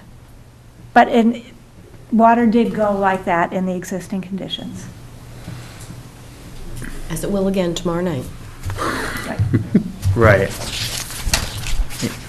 Yeah, I get, so my only, and this isn't specific to your project, this is a general thing about subdivisions, is my concern is I don't think we should be designing systems in the future that are putting stormwater into town infrastructure. Like, for instance, does anyone know where this daylights, like where does the stormwater come It's out? going to go down the street where, right now, it was the catch basin, but it goes down the street. So it's going to the ultimate place where it ended, where it's still ending up. But that's why Sean has put he wants the certification that it won't negatively impact the stormwater system in Ann Vinyl Road. And the basin, the issue with the basin is that we aren't able to complete it by putting a layer of sand, a layer of loam, and then having grass in there.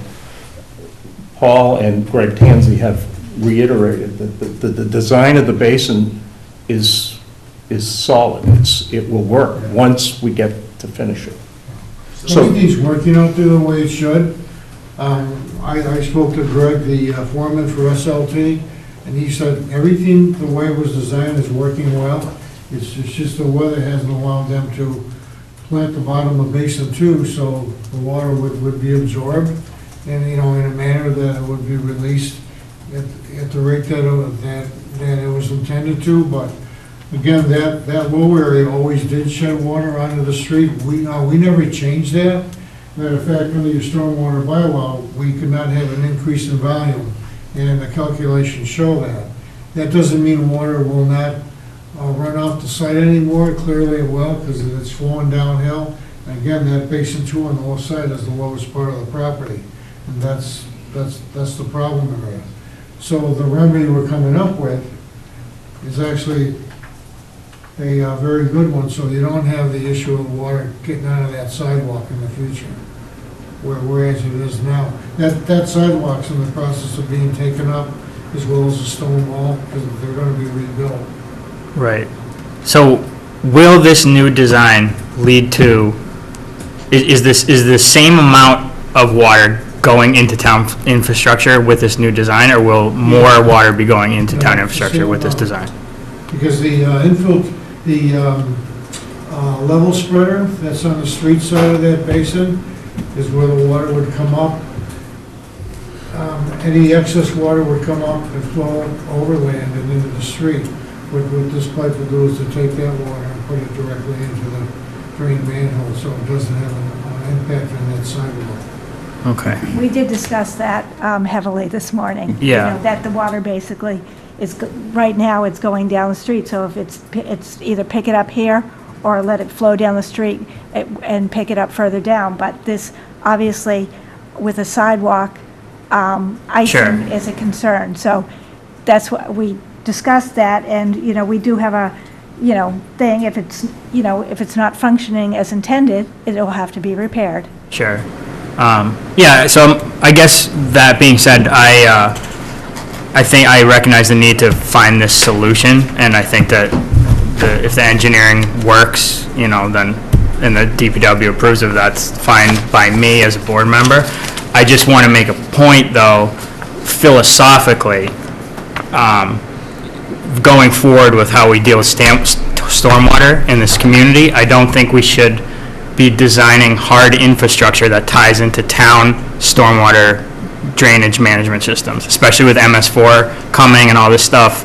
We really should be dealing with stormwater on-site, doing more low-impact development, and figuring out more kind of not hard engineering, but softer ways to deal with it so we don't make the town's liability worse and be more of a burden on town infrastructure. So I understand this is the way to solve the problem. It's not making the situation worse, but just I wanted to point that out, that in the future, I would like to see new development, new subdivisions not having hard lines going into town infrastructure for stormwater and drainage. And I believe DPW concurs with you. Okay. Very good. Can I just ask a question about the valve movements? Would you please identify yourself, sir? House is involved 60 New York. Yes, sir. I was just wondering what the function of the valve is that you're talking about. The valve and pipe going into the basin. Yeah, that'd be a check valve, so. Oh, it's a check valve, okay. Yeah, check valve. Yeah, that was talking about a mechanical valve. Okay, that's fine. All right. So is 2 a retention and a detention basin? Pardon? Is number 2, is it a detention and retention basin? No, it's an infiltration basin. So it's supposed to be dry, empty out within 72 hours. And it's not doing that at all now? No, because it's not complete. It's not complete yet. This subdivision is designed with your stormwater bylaw regulations. What it says is that what's happening on this site, any site's the same, the stormwater drain system in a street doesn't just pick up the water in the street, it's picking up the land area that drains into it, whether it's driveways, house lots, or whatever. That comes into that storm drain system completely unabated. However, if you're doing a new project and you're subject to the stormwater bylaw, what that bylaw says is that it says 2 things. You're still going to have water coming from this site going into that storm drain system in Ann Vinyl Road. However, the difference is that you can't have an increase in the amount of water or the volume of water going into Ann Vinyl Road after the project is completed. And the way you do that is the basins are much bigger because of the infiltration. This subdivision has got 4 very large basins. Normally, you'd probably have 1 small one, because that would be a detention basin where you would release the increase in volume and let it go into the storm drain. And the difference here is you don't have any more water coming off of this site after this whole site has been paved and reconfigured than you did prior to the site being built out. To give you an example, we reviewed a subdivision for the town of Whitman with 35 house lots. The basins in there for that 35 lot subdivision was probably the size of basin 4 at the top of that drawing, because there was a detention basin. And that was a site that had groundwater about 2 feet below the surface throughout. But there again, they don't have a bylaw that says you have to contain the increase in volume on site. If they did, they probably would have had maybe a third of the houses. All right. So we need a motion, Karen? Is that what do we need a vote on that?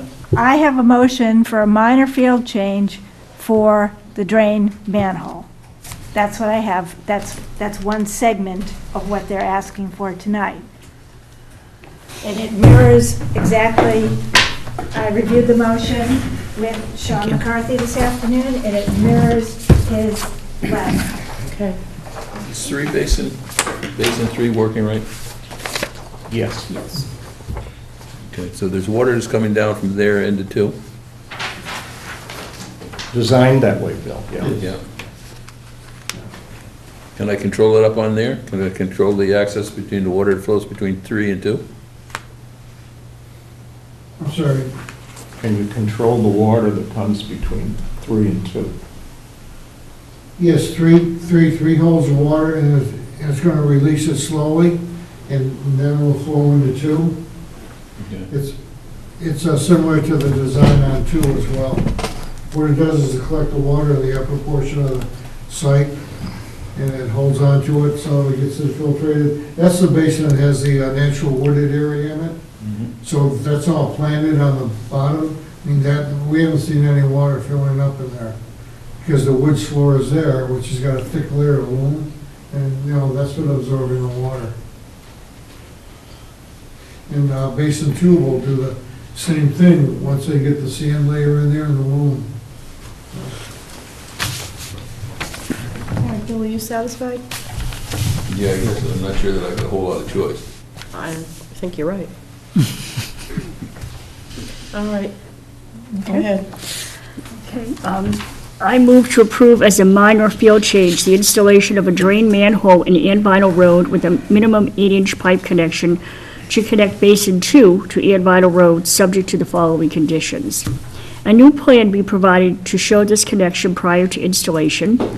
A valve being added to the plan and considerations made to allow for some water to discharge from the level spreader as originally planned prior to installation. The operation and maintenance plan be revised to include the new valve piping and a certification made by the design engineer that this improvement will not negatively impact the existing stormwater system in Ann Vinyl Road prior to installation. Monthly inspections will be required with reports provided to DPW and the planning board for 1 year following installation to ensure that the improvements are functioning as intended with repairs if needed.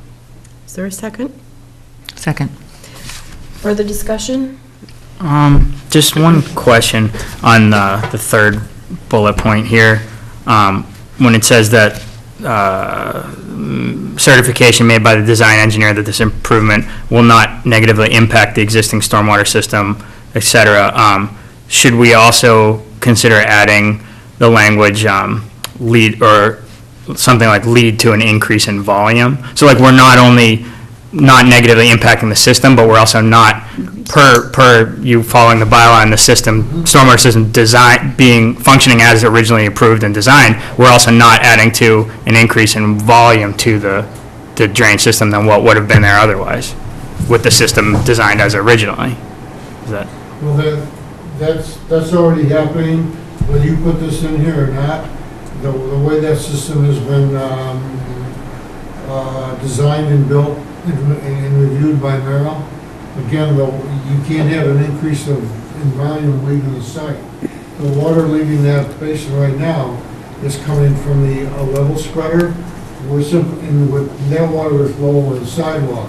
All this does is take the water from that area in periods of heavy rain and put it underground to a drain. Right. No, I fully understand that. My question is, we are digging a pipe from the basin into now a drain, so maybe we should make the point that we're not going to be increasing the volume as well as not negatively impacting the system. That's correct. That won't happen. Right, well, that's just my suggestion on an amendment. I don't know if you guys agree with that. Karen?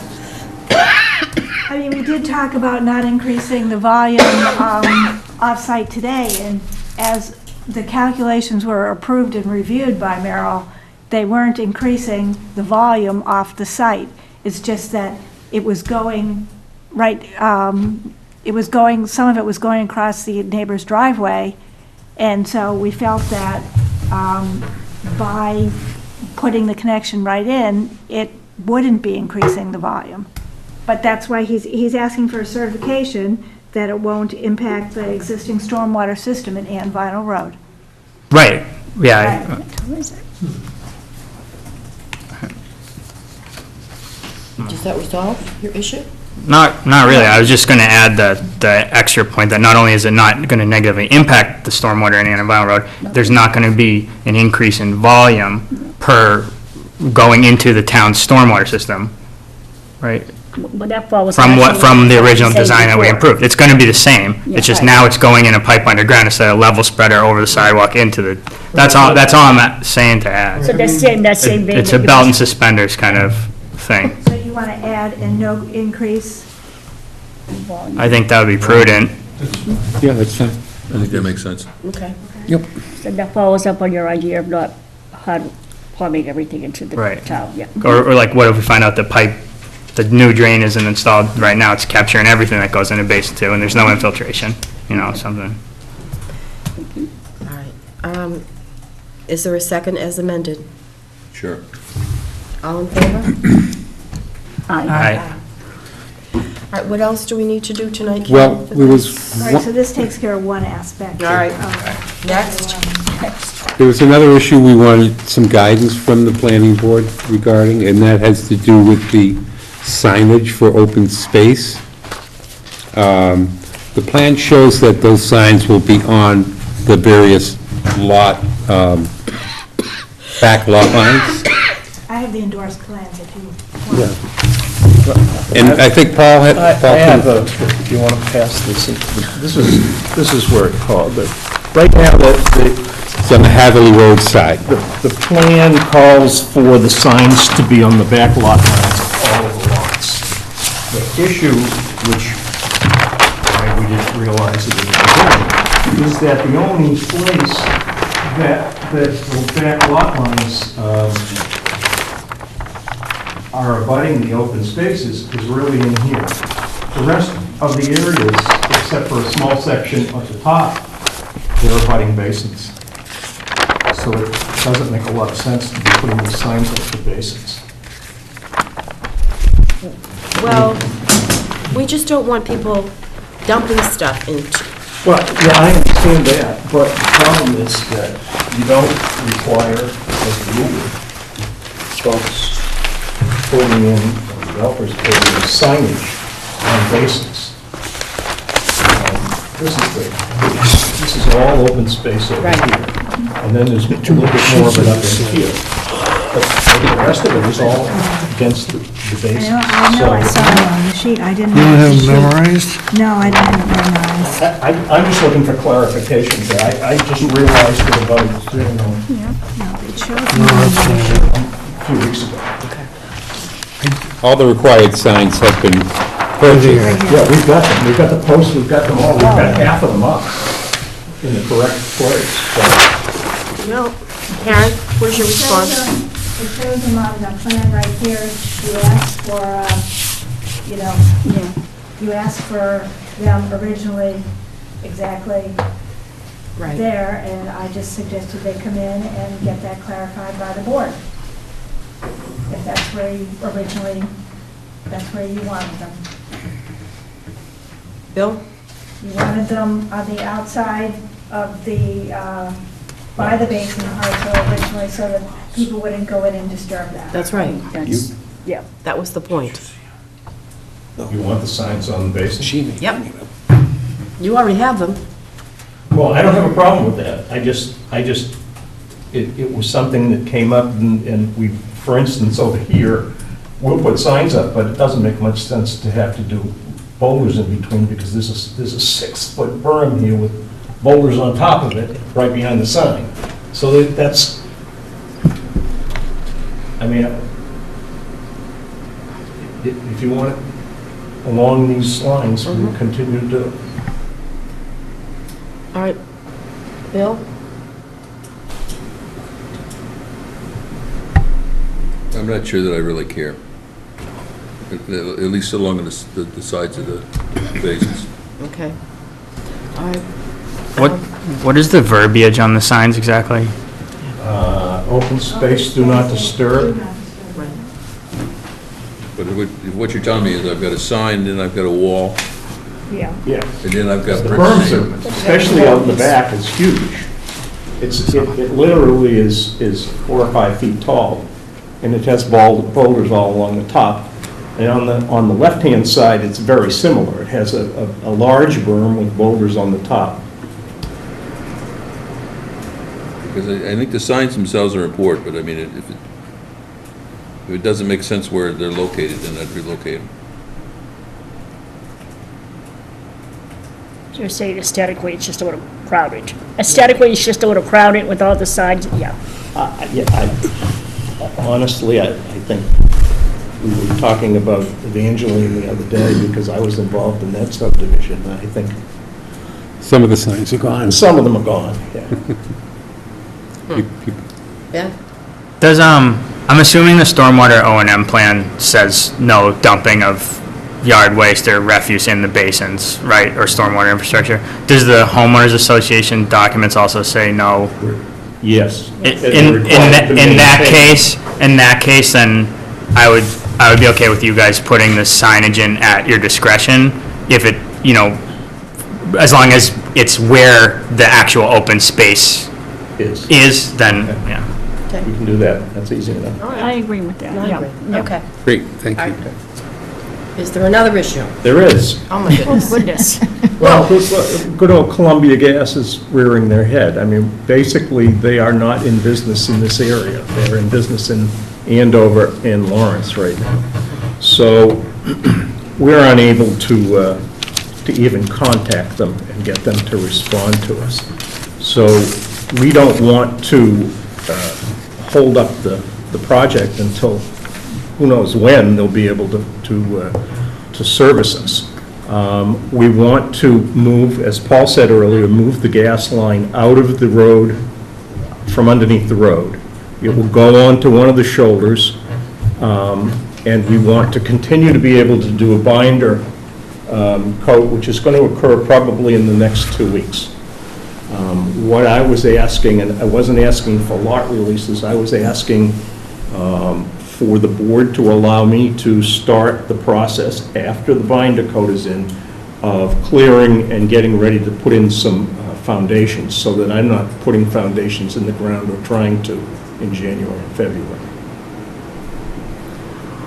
I would recommend to the board that they ask for a cross-section of where the gas line is going to go, and that you see this cross-section of where the gas line is projected to go prior to that, and that the gas line and the electric lines, if they're not installed, be included in the surety estimate. Because the surety is there to protect the town in the event that the developer has an issue.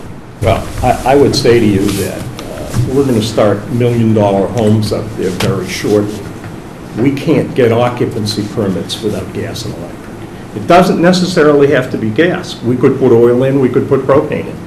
So if we have a problem or an issue with Columbia Gas, we may have to go to an alternate fuel. However, the issue of where the gas line is, we really don't know because we can't talk to them. We hope to have it on the opposite side of the road rather than in the vicinity of electric because there are some restrictions in terms of distances. On the left-hand side of the road, there is nothing other than water that's 5 feet down. There's no other utility. So what we're saying is, I certainly don't think it needs to be bonded because it's going to be done before we can sell a house. And the only point that I would make on that is that under the covenant, the developers cannot sell, convey, or erect permanent buildings or build a foundation until the completion of the ways and the installation of municipal services. Now, again, since we could, if we have to, if there's no more gas lines being installed for the next year as Columbia Gas tries to catch up, we'll be forced to go to propane tanks or oil. So my point would be that the gas lines are not municipal services. Municipal services are the water and the storm drainage, the drainage issues and all those, and gas is not part of municipal services. Gas line is going to go in as soon as the gas company can put it in. Electric is going in within 4 weeks. 4 to 6 weeks is what they're doing.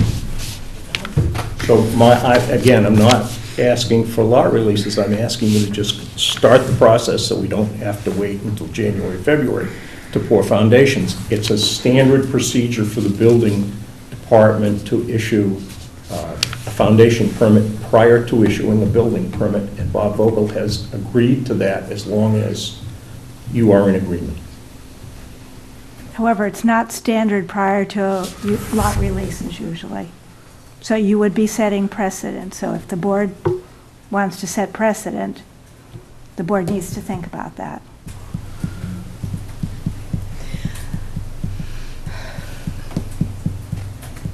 Well, I would like to see something in writing from Mr. Vogel to that effect. Okay. Okay? And then we'll take it under advisement, and we'll see what we're going to do, and we'll put you back on the agenda. 29. Okay. All right? Sure. And at that point, we'll also be able to have the recorded open space deeds, and if you, it would be your preference to make a motion to acknowledge that that condition of the special permit has been met, then we'll be able to show you that the legal documents have been recorded. Okay. So the issues we got in front of us are the dollar amount of surety, surety by bond, open space, once that's agreed. Correct. Right, and then the last one we're talking about is the gas lines. Well, the gas line isn't going to be an issue because it's not going to be under the road, so we can continue with the road. We have to move it. In the plan, it is under the road, but the gas company told me 2 months ago, that, or shortly after this explosion, that there was no way that they were going to be able to do anything until next spring. So the approved cross-section shows the gas line under the road, so they would need a field change or something to take the gas line out from under the road. Okay. And it shows the electric conduits on the side of the road and the water on both sides of the road as well. Okay. So you have to provide that. Yeah. Okay. Great. So we will see you on the 29th. We appreciate your time and Thank your you. guidance. Thank you. Thank you. Sorry we took so much of your time. Okay, well, no problem. Do we have anything else, Karen? Nope, not that I'm aware of, We're all set? except just endorsing those. All right. I'll entertain Bill's motion. Second. All in favor? Aye. That's that. Yeah, all right.